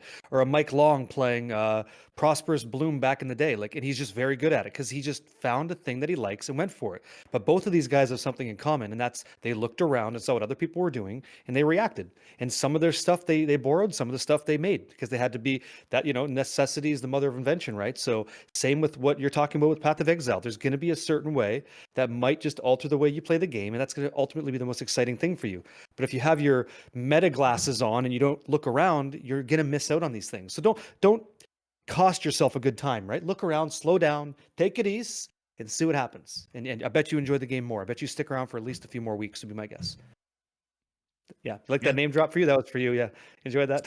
I'll Yeah. tell you, one of my fondest memories of John Finkel was Here we Finkel go. versus Kibler at Pro Oh, the Tour Dragon Master. Yeah, Honolulu. yeah. Go ahead. Pro Yeah. Tour Honolulu. Kibler is the coolest dude. I've had him sign cards and everything before. Anyways, but I'll never forget they're playing Wolf Run versus something, and you know, Kibler goes, "I'll Galvanic Blast," and Finkel's like, "Whatever," and he goes, "I'll Galvanic Blast." And he goes, "Yeah, whatever." And I'll Galvanic Blast. And he goes, "Yeah, whatever." And he goes, "And I'll Galvanic Yeah. Blast." Is there And not a the clip Pro of this Tour somewhere? ends. I think there is. Right. Yeah. I Yeah. was like, Yeah.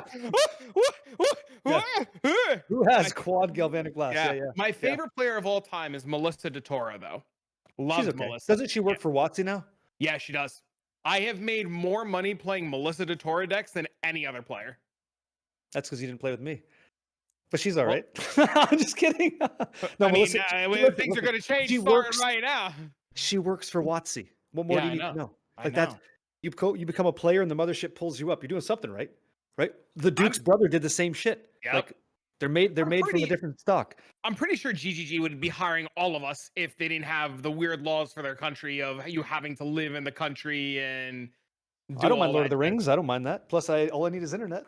Like Yeah, I don't know if I sure. wanted to work for GGG. Working for the people's pretty great too. But I hear your point. Yeah, Yeah. Well, yeah. So I never went to a pro tour myself. I only did RPTQs, and the guys I lost to were worth losing to. It meant so much more to them than me. I was just happy to be there, right? And that was it. Like I'm pretty sure I have a Snapcaster mage somewhere, but it's just it's different. Yeah. you know, we joke about like the end of day one converting all your Mhm. currency into like, you know, divines and chaos and stuff. I remember playing Magic back in the day, and like I said, I used to pay my bills doing it. And we would convert our high ticket cards, your old school Lilianas, your tops, everything like that, into Snapcaster mages. Snapcaster Mage was a $25 card, $30 card, and you would convert your $75 Liliana into Snapcaster Mage because Snapcaster Mage Everybody, never got reprinted. yeah. Well, Innistrad, and I think it did now. Like now it is, right? Because that's Magic. They just print money. But yeah, Yeah, but back in the day, we used back to in the day, convert no. like we would have Tarmogoyfs like before Modern Masters, like $150 Tarmogoyf, and I would trade them for 5 or 6 Snapcaster mages. People thought I was crazy. And then at one time, I had to pay my bills. I remember getting a job in New York City, and I couldn't buy the train ticket. I needed $300 for the train ticket for the month. And I go up to the card shop and I say, I need $300. He goes, okay, I can make that work. I said, how many Snapcaster mages you want? He just laughs at me, and all my friends are like, he's a genius. It's called arbitrage. There's a word for that. Yeah, you got on there early, but it's true. And like everybody who's doing the magic grind at the time you're talking about, to be fair, and I think it might still happen now. Every time you win a tournament, you place in the money, whatever. You're not getting paid right away.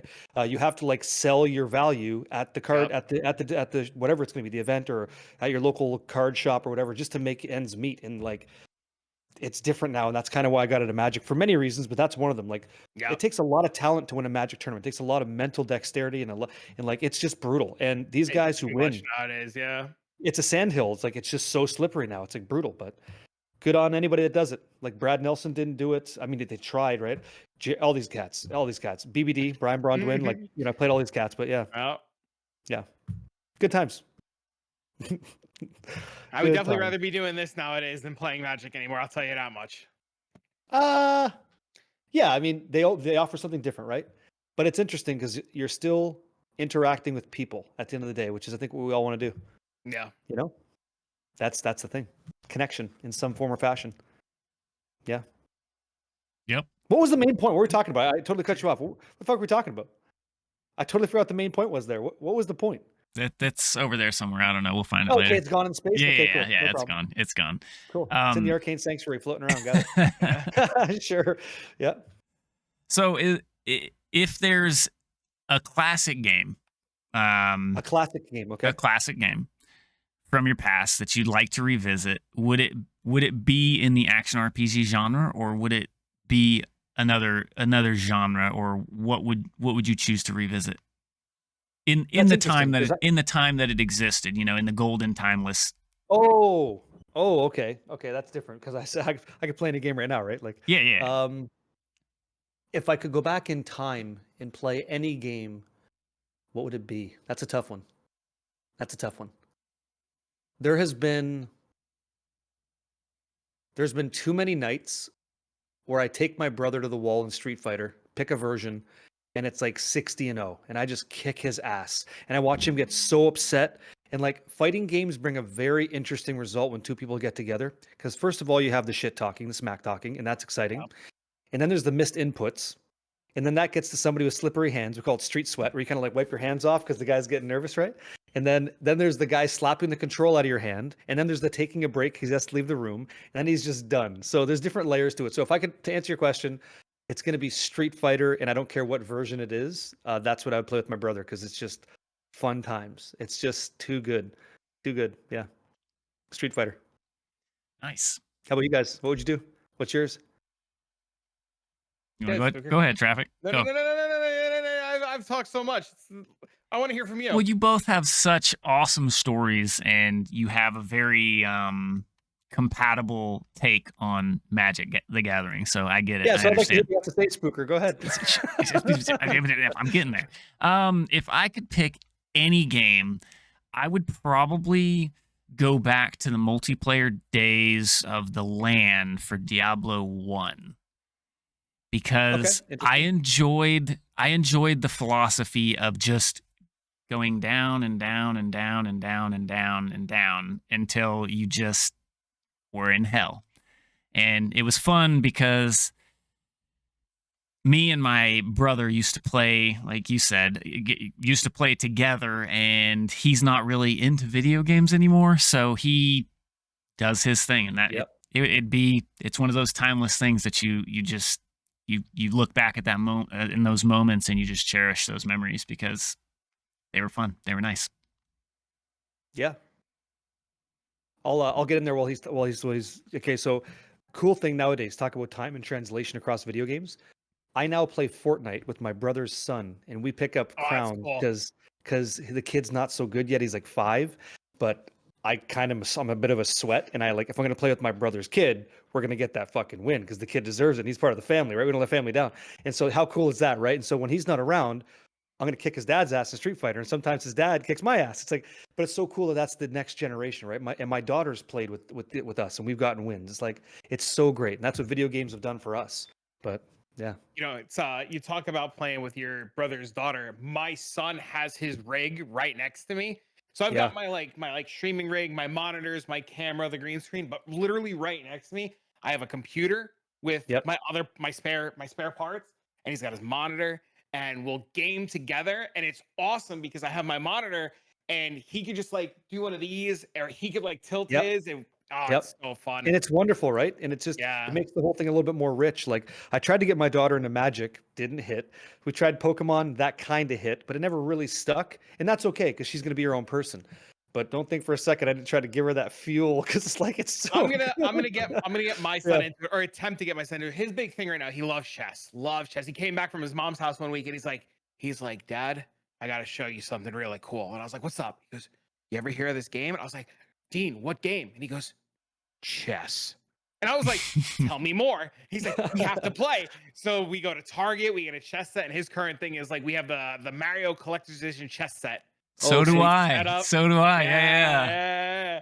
And it's all set up, and we have a I'm blast. a bit of an odd man out. I love chess. I played it twice. I don't understand how to play chess, but it's totally in my wheelhouse. It's like, it's a skill-based game. There's knowledge like crazy. There's all that. I have so much to learn about chess.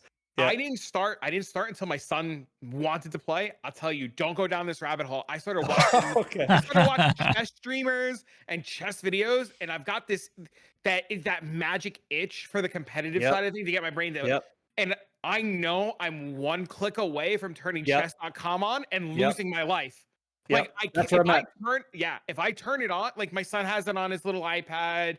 You know, when he gets computer time, he could like choose to do that. But if I turn chess.com on and I make myself an account, it's game over. But I like, know it. so I like, know it. so you understand, right? It's like, for me, when I'm sitting down playing Magic, if I move my pawn to E4, Yeah. I'm playing against you. I drop an Urza's Tower. What's left in my deck? Oh, What am I know. playing?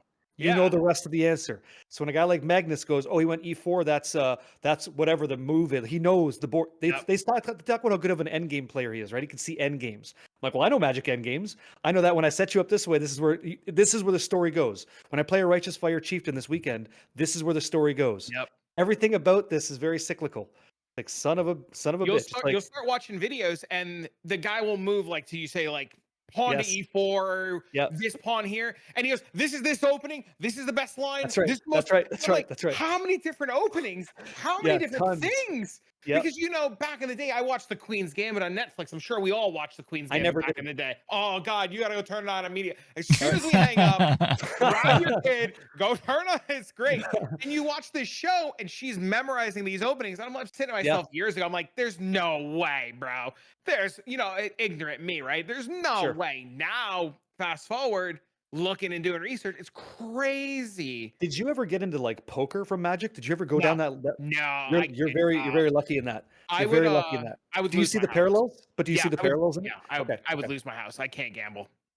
I can't. Okay. I know. Like I've gone for me, I've gone to a casino. I play roulette. Right? You spin a little I'll ball. never do it. Yeah, I know what it is, bro, but never. you lose $50 so fast it doesn't feel good. So I know if I started playing poker and I started winning, I would get that itch. Sure.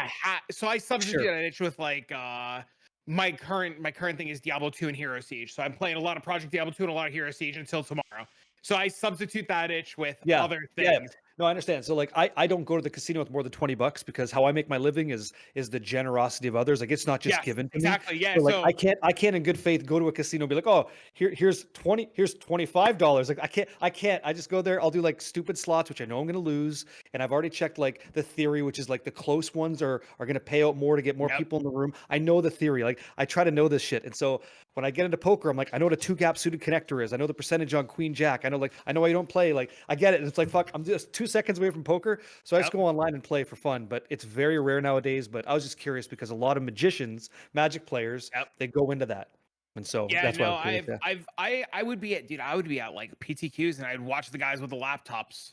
2, 3, 4 screens of poker, cycling through. Poker. Yep. I can't do it. I'm very much like you to comment on what you just said. Like we both make a lot of our money off the generosity of others. I never spend anything on myself. If it doesn't keep the roof and the lights on, it goes to my kid. Like everything people do, 100% to my kid. I can't tell you the last time I spent money to buy myself something to just like mess around with. So I totally relate. Did you get Boba? Who? Travic. No, Who? no. We're going Sunday. Okay. I was gonna say Sunday. you better. I told you to. Okay. So I had a question. So like, what does success mean to you guys? Go ahead, Spooker.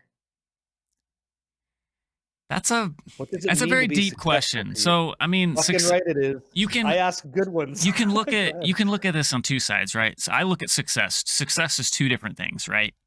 Outside of that, it's whatever. But for me, depending upon whether you're taking this from a financial point or a personal point, which point are you pointing at? That's Or up to you. both? That's up to you. Okay, so in my eyes, success is you, me, being the question answer, being happy with whatever it is I'm doing. Okay. And with happiness brings your bills being paid, family being taken care of, and you having the time and energy to do the things that you would like to do in life. So long answer cut short, success is you being able to financially support yourself and your family and the hobbies in life that you enjoy. Cool. Trevor, what do you got? It's hard, man. Before I was a dad, I'd have a different answer. Definitely before I was a dad, I would have a different answer. Nowadays, I feel successful when I can take care of, like, if my son says, I want this cool game, and I know I can buy it and it doesn't break the bank, and I see him learning and growing.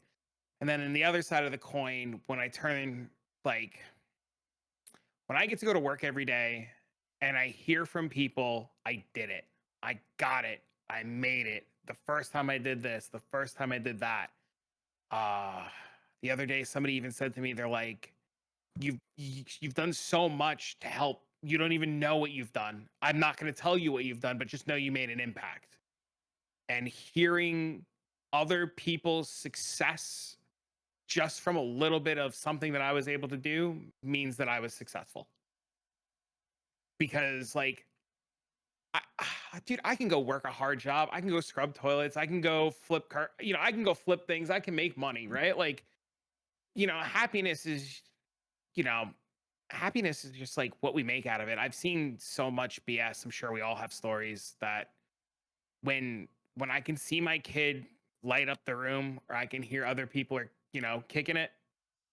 That's it, man. Good shit. Good Yeah. stuff. I might be the hard asshole from New Jersey and New York, but there's a little bit of a softy side there. I would say in this limited time we've talked, you've got a rugged exterior, but you're just a very hearty, centered individual that's got a lot of selfless characteristics that genuinely wants to have a positive impact in people's life. That's what I get back. I would use that against you in Magic, and I'd force cards in my hand that aren't there to win. But other than that, it's like you would fall to my tricks. But you're not just kidding. You're a nice guy. I would Yeah. tell you to sign a slip. I have to sign slips, but No, you're yeah, going to yeah, sign yeah. it No, with two wins in my favor. No, Yeah, no, and it's with your never gonna friends watching. Sign a slip. I was so brutal. I would stream Magic, and I'd be like, I watched a right in grown the man. Dude, camera. I used to stream head Magic. first. I used to stream Magic. I had a grown man in tears, dude. He's playing Infect because his friends told him to play it. But I had Malira tech in my deck, and I it's hate old you. tech. I'm like, guess Holy, what? yeah, Guess what just happened? I You know just that. lost. Yeah. You just lost now because you think you're gonna do 20 life. Here's a kitchen finks, and you know where the next one's going. It's like, so now I'm just gonna deck you because I'm Yep. gonna reload mine. So that's the end game. Anyway, I've shaken a man's hand, and I slide up his hand from sweat, from nerves, because people are watching, right? Brutal. I play Scapeshift. The father of Scapeshift is a guy named Daryl Ayers. Back in the day, Daryl lives in Virginia Beach. Sure. So I'm playing in a local tournament for a couple $1,000 top end prize. I top 8. Daryl Ayers is in this event. I didn't know he top 8'd. I'm a huge fan of Daryl Ayers at the time. I go up to Daryl. I say, hey, I want to introduce myself. I'm playing Scapeshift. thanks to you and all the years of you teaching me things and doing things, like, you're this awesome, like, thank you so much. I've got really cool tech in my deck. People didn't think of. I'm kicking it, bro. I'm top 8. I'm stunned out of my mind. And he goes, "Oh, can I see?" And the slime ball that he was at the time starts peeling through No. my deck. And we're No. talking tech, and we're sharing stories. Oh, you And can't do that. he goes, "Awesome, bro. Good luck in the top 8. I'll be rooting for you and watching." He knew we were getting paired. He knew. Scum He maneuver. knew. Yeah. So He Spooky, knew. do you get what just happened in this interaction, or did it kind of pass by? Oh no. He saw his deck, so he knew how to combat him. He knew exactly what was going on. That's exactly right. He knew. It was like me going into a D2 PvP tournament, and I've got this like extra weapon swap, and he just showed him what the swap was. The swap tech for like the bow and arrow for guided arrow. It's like, you can't do that. Like, that's my secret move. And you got played. Did you lose? No, I won. Oh, He yes. went end of your turn, Snapcaster Mage. And I was just like, okay. And he goes, "Do you have a response?" And I said, "Through the breach." And he goes, counter it. And I was like, all right. And I go, "Upkeep, through the breach, kill you." And he's Oh, like, yeah, too? Gross. I'll tell you, Oh, the geez. amount of times I will end of your turn versus a control player and go through the breach with no card in hand. Yeah, Nothing put in. I've had so many Emeralds and like Gristlebrands. So many people scoop. They scoop in advance. They all do. Yep. They just scoop. It's like, yeah, no Yep. thanks. I've gone through the breach, have people concede, and have no follow up for it. Like, So here's a bit of a different one, like kind of on the same tangent to what you said, just quickly. So you met this guy that heavily inspired you, and he kind of let you down a bit, right? Because you found out that he wasn't what you thought, I guess. Kind of bit of okay. So I met Brent Gibson at Blizzard headquarters. He's the guy that ran Vicarious Visions and remastered Diablo 2 Resurrected. And I told him something that he'll never truly appreciate because he couldn't, because he's not me. I said, without you, Brent Gibson, and he was the guy that's responsible for Vessel of Hatred and Spiritborn and all that stuff. Not really the best. I said, without you, my life is still doing graphic design for a guy I can't stand in a job I just hate because I need security in my life. And without you, I don't get the courage to stream a game I grew up with. And without you, my whole life doesn't change to impact others in a positive way. So thank you for that. And he's like, "Oh yeah, no problem." I'm like, "You have no idea what that means." And what I've gotten, like the messages from people like you mentioned, I get those messages. Yep. And it's like the amount of positive impact we've had because you guys did a great job on something tells me that if I do a great job on something, it has impact. And so that guy kind of gave me that. But I had to say thanks to Brent Gibson, who ends up being a nice guy. Doesn't always make like, crazy good games, but what you gonna do? I met that guy and I told him that, and he's just never gonna know. He'll never know. But maybe he makes something nice the next time. Who knows? Crazy. That's Brent. That's who he is. Good dude. Yeah. So we're nearing the end, obviously. Sure. So we're gonna hit some rapid fire questions, and we'll go around the table. We'll start with you, Barricade, and then Trevor will answer, and then I'll follow up and answer. What's the best loot drop you've scored in any action RPG that you've played? Death Fathom. That's a good one. That's a sorcerer wand, right? That's the right. literal weapon you messaged me the other. He messages me. This guy's asking what it is. He messaged me 3 days ago with a screenshot of it and goes, "Yo, is this good?" I said, "That's the best cold sword weapon." I said, "Corrupted for stock." He goes, "I'm gonna give it to my boy. My boy got to corrupt it." He literally just found it like 3 days ago. That's funny. Yeah. So Death Fathom, because it was the second last object in my Grail. I have yet to finish it. But if it's like the holy shit super rare, it was live with all of you guys doing Diablo 2 Resurrected, and because I was using my Paladin to teleport into Chaos Sanctuary to clear so I could drop the portals so the team could come in, I killed that rare pack and they dropped Tyrael's Might, which is the first sacred nice. unique. Yeah. But that, like, usually everybody gets the big green machine. I got Tyrael's. I was like, hell yeah. So that's a nice one. But Death Fathom was like, I'm looking for you, and it dropped. It's like my unicorn. There it is. So I have one left to nice. get. But yeah, there you go. How about you, Travis? The quick TLDR story that I've told a couple times now is I was doing Pindle Run, and I hit a grandfather, and that I got my grandfather, and then I loved my grandfather. I re-rolled Barb with my grandfather, and I was playing hardcore with my grandfather. And back in the day, Chaos Sanctuary, they would cast Iron Maiden.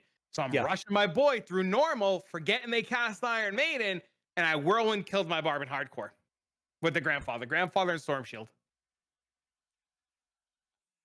You have a memory just like that. Yeah, I do. Yeah. I'm not going to bring it up right now because it's too soon. But yeah.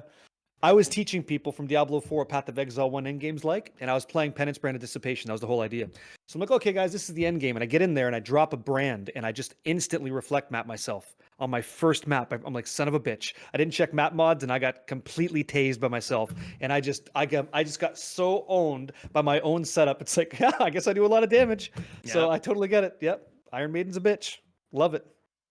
So mine was in Path of Exile 2. It was when I was on my whole warrior spree through hardcore. Yeah. And it Yeah, good was times. Yeah, I love a those. Yep. level 28 mace that dropped that was literally perfect. It had the highest tier mods that you could have on it: physical percent, flat physical, and then flat physical and physical percent. And I cherished it, but you know me, I need that one bit more. So ended up corrupting it, and it made it. It was like a 0 DPS. Yeah. Thing. But that's to see something like that drop for me. Just to pick it up was a win in itself, because it's like, especially in Path of Exile 2, where there is no crafting, there was no item like it on the market, and it actually did more damage than your, what was the end game, the level 70-ish Laden maces. Great Hammer, whatever it is. Yeah. So the level 28 one was like the best hammer on the market in hardcore, and it actually you got sat. to use what the Silver Fist hits with. You know what that's like. Oh on. Yeah, exactly. Good man. So this question isn't going to pertain to me, but it's a question that's, just throw the curiosity out there. What's your favorite MTG card of all time? Ooh. That's so hard. You don't know what you're asking. Oh, I do. You don't. Because it could be the one that won you the tournament. It could be the one that you gave a friend that changed his life. It could be the one that you never thought you'd open in a pack. But for me, it's the flavor text of up, down, over, and through, back around, the joke's on you. It's called Misdirect. And there's nothing more fun than watching a guy think he has the match and kills himself. It's the reflect map of Magic, and I love that shit. I died to a killing palm with a Primeval Titan. I swung to kill somebody. I didn't have the land on the ground to escape shift kill him. And I swung with Primeval Titan. He killing palmed me. Oh my god.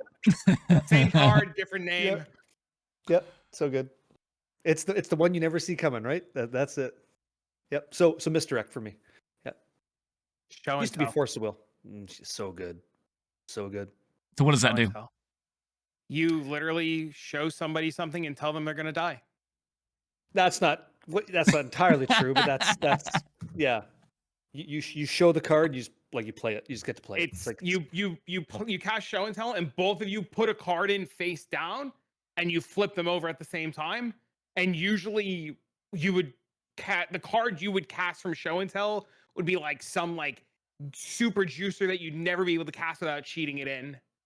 So like So he's got his whole deck of cards is a level 1 Path of Exile character that has no business using tier 1 6-link fused, double influenced, insane, right? He shouldn't have that. When he does show and tell, he's like, hey, if your armor's better than mine and we'll play for pink slips, then I'll just give you mine. And he goes, okay, cool. And he gives you, you're like, oh fuck me. Like this is a setup the whole time, right? Yeah, it's a stitch. So yeah, that's what he does. Gotcha. Okay, that makes sense. You said pink slips. I had an SRT4 when I was a kid, like an I'll old tell you, neon. And back in the old town I used to live in a long time ago, had a Polish gang. And then one guy goes, "You want to race for slips?" I'm like, "Dude, I'm 16." He's like, "I love your car." And he goes, "You don't race me, I'm gonna steal it." And I say, the guy, he's like the head of this, like, we're 16, like, he turns to me and says, "I'm gonna steal your car." And I say, I don't know. I'm 16. I don't know what to do at the time. And his girlfriend is in my math class, and I had taught her math. And she goes up to him, and his nickname was Cookie. And she goes, "Cookie, that's the tutor." And Cookie goes, "That's the only reason." He looks at her. He goes, "She's the only reason you keep your car." Right on. But then there's also like law enforcement, insurance claims. There's a lot of reasons why you're gonna keep that car. Yeah, but you're 16, yeah? You don't think of all that, but Yeah. At the time, it's real hot action. Yeah. Thank God you're tutoring his girlfriend. Yeah. Yeah. Yeah, so anyway, she's now your wife. No. You know? Good shit. So, I would and ask you what your favorite Pokemon is because you don't have a Magic card. I want to keep you in the conversation. Who's your favorite? my favorite Pokemon, Yeah. it's probably a close tie between Mew and Mewtwo, just because Mew was such an like, what's the word? Out there. Like you just very little was known about him. Okay. So kind of like Arc, like kind of like out. Yeah, you said out there, left field, kind of just disruptive Pokemon, right? Different than everything else. Yeah, that's Yeah, cool. Got it. Sweet. yeah. So, last question before we wrap it up. Favorite retro console that if you could cherish that console again, which one would it be? Oh, PlayStation 2, PS2. PS2. Any particular title? Uh,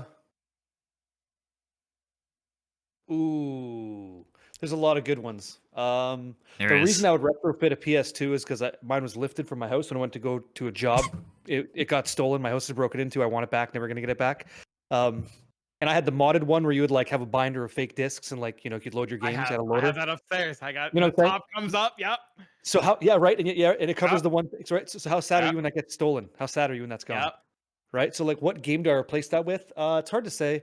There's one that we played that was super fun, super stupid. It's called Parappa the Rapper, and that's just a really dumb game, but it's funny. And like, yeah, that one. I love rhythm-based games. I Yeah. own in storage right now because I had to put in storage when I had a kid. I have an eighth mix cabinet, What the hell's that? a DDR eighth mix machine. I don't know what that is. You Dance ever go to Dance an arcade- You ever Revolution. see Dance Dance Revolution? Oh, arcade you have machine? that? Yeah, I've got Okay. a whole full-fledged arcade cabinet. I love rhythm-based games. Yeah. So I got into like Guitar Hero like everybody else. Then I got into like Rock Band and Rocksmith Yep. to teach myself guitar because I like guitar. I idolize it. I think it's this mystery item I can never really figure out. But I kind of learned how to play some guitar because of video games. Like video games brought so much in my life. Like I'm talking to you guys through it. I know how to play guitar with it. I know how to play drums with it. Like video games are aces, man. They're so sick. And I don't have what you have, but I'm sure you could bust a move and just, tear up a carpet like no one's bitch. I'm sure you could, and that's fun because video games are fun. They let you do more than you think you can be, right? Isn't that interesting? Yeah. What about you guys? Absolutely. What would you do? Yeah, it's What would you guys do? Yeah. I have no idea. He's got to think I'm about it, so he so- wants I me to have me to no chime idea. in. So mine would go back to what I grew up on, which was the Sega Genesis or the Mega Drive. And if I had to choose a game, that's a really tough one. It's probably a close tie between it's like Atomic Robo. I can't remember the name. It's you fly around different levels, left scroll, scroll left, scroll right, and you're a little flying robot, and you would pick up your different weapons, and you would scroll through your different weapons There and was a shoot. really killer Sega Genesis X-Men game, and that one would be sweet. Like, I forget the big X-Men game we all probably played where you team up with other people. Like The that arcade game, cabinet one. maybe it's a 4-player game, and like you get Yeah, to choose your Yeah, something. Yeah. You're kind of reminding me of that when you say Sega Genesis. I couldn't afford a Sega. We didn't have that. We had friends that had Segas, and we're like, "Hey, is it good? Yeah, awesome." We never had one, Yeah, Yeah, good it'd times. be a tie between that and Atomic Beast.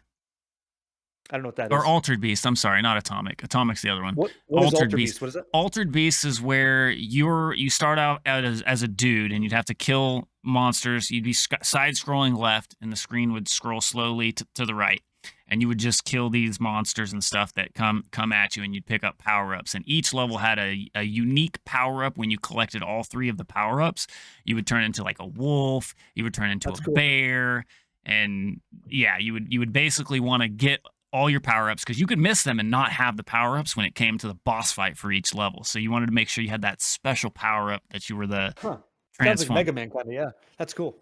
Yeah, interesting. If I had to go retro, like super retro, I have fond memories of playing on a Game Gear. Ooh, Game Gear. Hell yeah, that is retro. Yeah. colored or black? If I had to do retro, if I had to do a little bit less than retro, I'd say a PSP so I could play Phantasy Star. But I definitely have fond memories of playing on a Game Gear back in the day. Fantasy That is also in Star. storage. Yeah, there was a Phantasy Star Portable that was on PSP back in the day. Which one?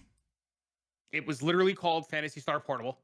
Oh, okay. Because I played Phantasy Star 2, 3, and 4 on the Sega Genesis. Yeah, no, this is like, I'm pretty sure this is like supposed to be like a, if I remember it correctly, it was like Blue Burst, but it was just called Fantasy Star Portable. If I get a second one, I'm going Maximum Carnage for the SNES. That's my other one. If I get a second one, that's the other one. Yeah, Heck yeah. because that one's just hauling ass. Yeah. Nice. All right. Well, I got a question. I'll do one more. okay, go for Yeah. it. Can I? Do I get in with one? Yeah, of course. All right. I want to hear. I want to hear about one of the games you guys are like you really like it. Like you're not playing it right now. It's not on your daily rotation, but you're like, fuck, I love playing that game. What's that game for you? What's that one you're like? I have that. Go ahead, Spooker. Do you know what yours is? Because I know what mine is. I know mine is. Yeah. Well, Go ahead. I'm not gonna say much. I'll zip my lip. Go. there's several of them. But You if get I had to one. pinpoint it down to one, that one game that I could go back and play. And now are we talking like We're saying play like, you don't have a now stream or schedule, play you don't have it. then? We're playing like right now. There's a game you want to play, but you don't because it's not in your daily rotation because you don't have plans for it. Like you're not making content around it. It's like that game is really fun, and I can't wait to play that one again. But I can't because I'm doing this. But there's that game though. Like, what's that game? This is one of those things where you close your eyes, you just say it.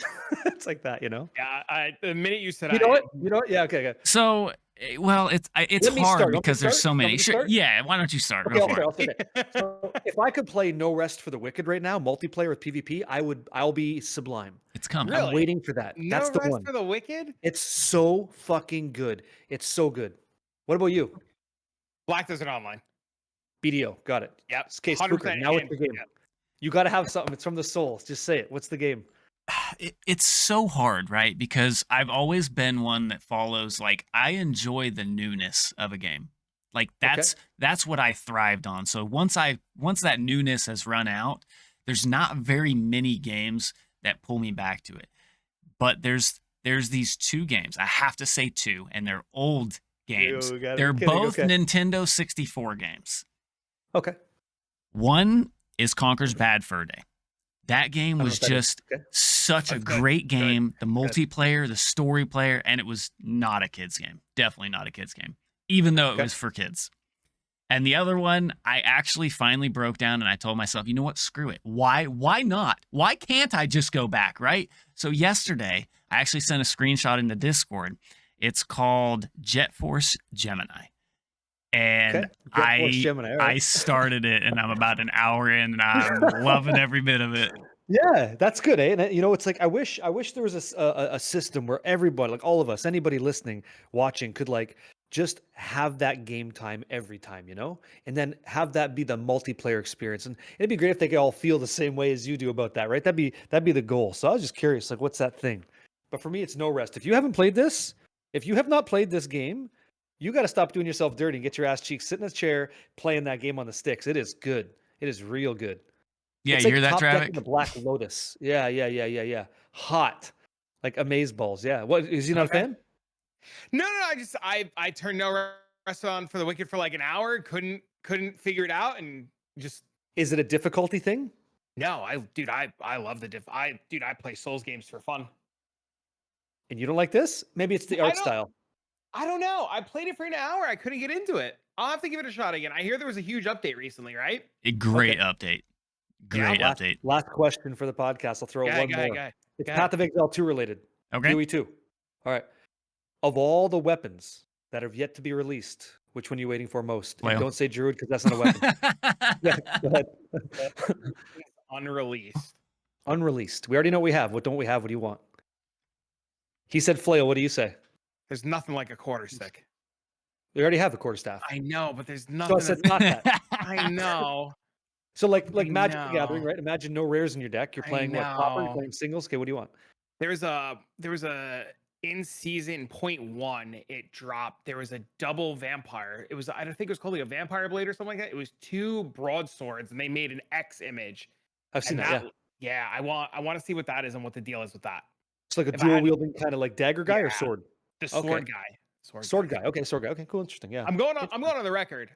People hate this. I'm going on the record because we're ending here and nobody gets to hear it again. I love PoE 2. I love it way more than PoE 1. It has so many great features, and it's Mhm. going to be fantastic. And if it doesn't be Yeah, fantastic, I mean, I think it should have went back in a cooker for another year. But it's absolutely fantastic game. I disagree. Okay, I disagree that it should be in a cooker. I think it's fine as is. I think it's going to okay, be the next modern ARPG that takes over all because the yeah, system is there for it. yeah. The reason I don't think it should be in a cooker for another year is because I had to fucking get off of Diablo 4 to go play that thing, and I don't want to go back to Diablo 4, and I don't want to go back to Diablo 2 because it's not getting support. I'm so glad PoE 2 is there with PoE 1. I'm glad it's here now. I don't want to Yeah. wait, you know? I Yeah.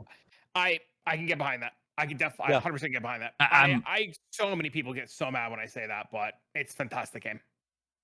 yeah, no, You're allowed to be absolutely. mad. I Hey, I'm completely sorry you're agree. mad. I Yeah. completely agree, but I can see both standpoints, whether it went back in the cooker or it didn't. I Yeah, I can personally see think both. that it will actually turn out better that it's not in the cooker and we are actually cooking it, because then they get our feedback. They see what we like, they see what we don't like, and they can shape the game to be a much better version of Path of Exile 1 influenced into Path of Exile 2, which quick side question for you both. They're doing a lot of passporting, not passporting, but pathing stuff back and forth between PoE1, PoE2. And they're like, hey, we can Asset test this. sharing, is that what you mean? Yeah, Okay. asset sharing. Okay. So Okay. they can pass stuff from PoE1 to PoE2 and PoE2 to PoE1. Both sides. If there's one thing in PoE1 that you could put in PoE2, what is it? And if there's any one thing in PoE2 that you could put in PoE1, what is it? Oof, that's a dagger. Who's going first? Yo, Okay. I like Heist out of Path of Exile 1 a lot. love Heist. I love Heist. I want to see alternate uniques. I want to see how that impacts the economy. I want to see what that feels like. But what I want from Path of Exile 2 and Path of Exile 1, I'm going to pull a spooker here, and I'm taking 2 out of the hat. I want the combat feeling with WASD, and I want those graphics. That's what I want. You give me those, Path of Exile 1's real dangerous right now. I'm going to give you a conspiracy theory. We have been for the last year or multiple years playing Path of Exile 2 and PoE 1, whether it be Sanctum, Crucible, tile Yeah. sets. Yeah, I agree. Obviously, right. You read the changes to Sanctum yesterday and how Sanctum eventually is going to have their own unique item. Yes. Yes. We already have that. We have Original Sin, right? Yes. Okay. In PoE 2, how do we metacraft? Omens, essence crafting, and that's all that I have. Right. Do you get the feeling Omens, because Path of Exile 2 is a testing ground for PoE 1, that Omens are a testing ground to metacraft to change and warp the entire perspective of Path of Exile 1? Not the entire, but I could see what you're saying. There's been several iterations where we see the impact of 2 to 1, Yep. and a lot of people feel the same way you're talking, which is like, oh, we're just beta testing Path of Exile 1 features for you. But guess Yep. what? I don't really mind that. When I'm Me actually neither. I playing your think it's game, I great. like Yeah. it. No, I think And it's if you want to give fantastic. me a temporalis for doing the test, I'm in. Like if you Yeah. port a temporalis like thing in PoE 1, I don't really mind that. I have. You're, I go ahead. Go ahead. Go you ahead. fucking tell me that you're gonna give me a difficult thing that I got to achieve to and aspire to. That is my fuel, man. Like, don't tell me I can't do something. Don't tell me I can't do a no hit run, because I will do a no hit run for you, for my friend. Yeah. Yeah. Right? You challenge me to do this, I'll do it. I am Yeah. convinced. I am convinced that Omens, in some capacity, are coming to PoE 1. And yesterday, when they said that they're going to rework the Sanctum uniques, if it's not in Sanctum, something else is going to get reworked. And I fully believe that Divines are going to go back to what they were used for, and that's re-rolling values on gear. It stands to reason. I don't think PoE 1 needs it though. I think they're gonna.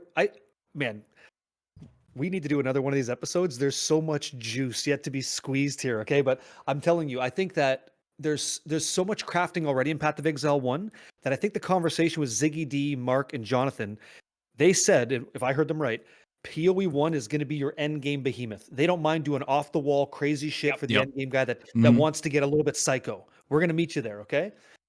And then Path of Exile 2 will never hit that, and it'll be a lot more tame. So it's a, hey, welcome on in. By the way, since you're here, 7th gear, and bam, and we're gonna send you off the ramp. Like that's what I think their business plan is. It seems obvious to me. Do you guys see that? Yeah. Yep.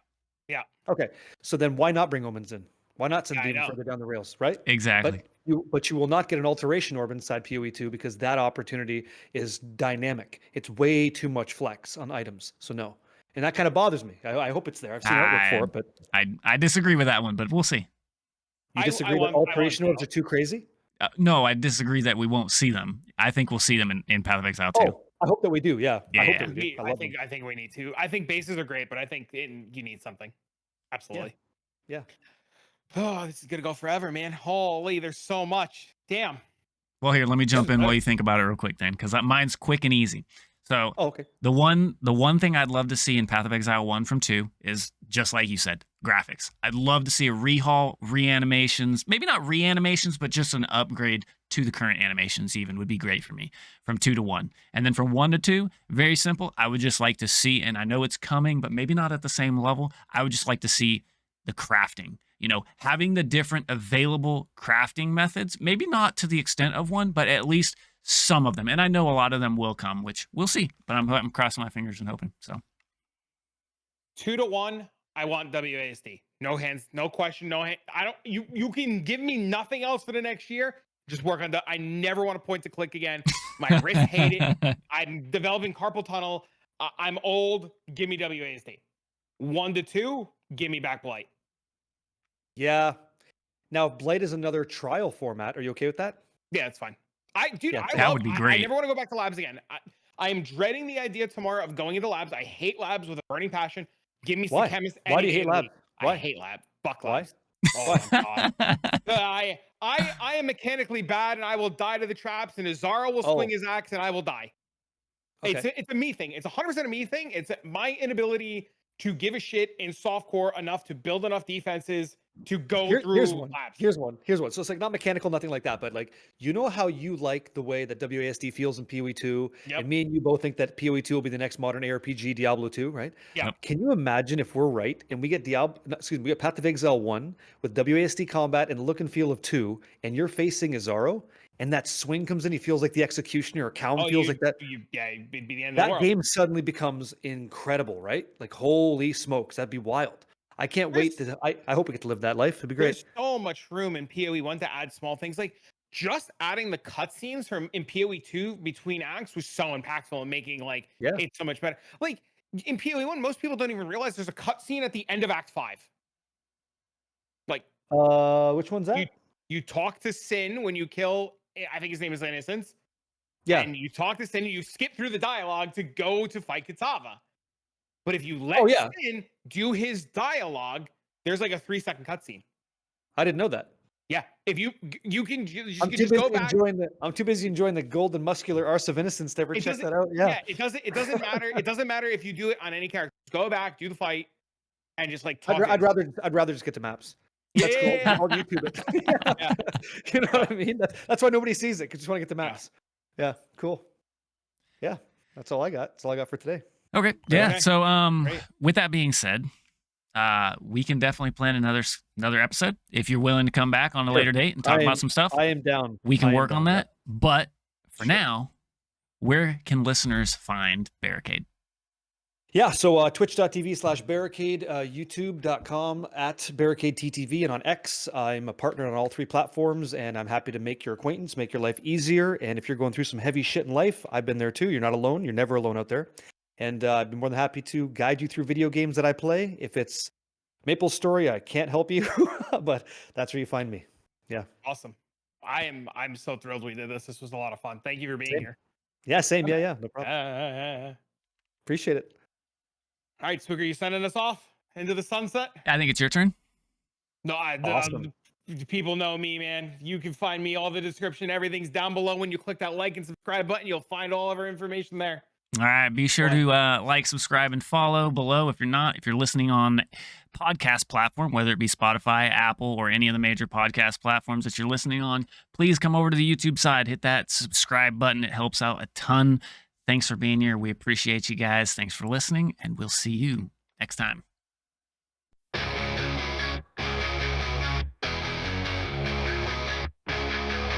Static buzz in the midnight air. Try to get a spooker in the gamer's lair.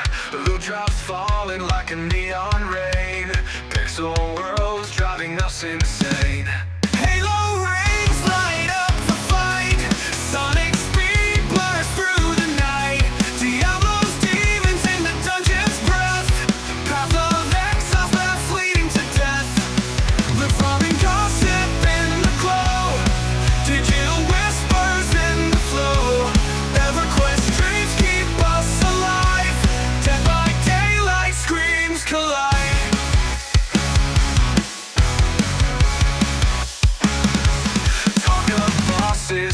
grinding bones, legends born in gaming zones, quests that stretch beyond the frame. In this podcast we name the game. Controllers on the heartbeat song, spookers laugh keeps the vibe strong. Travic's words cut through the noise, gaming tales from girls and boys. Loot farming gossip in the glow, digital whispers in the flow. EverQuest dreams keep us alive, Dead by Daylight screams collide.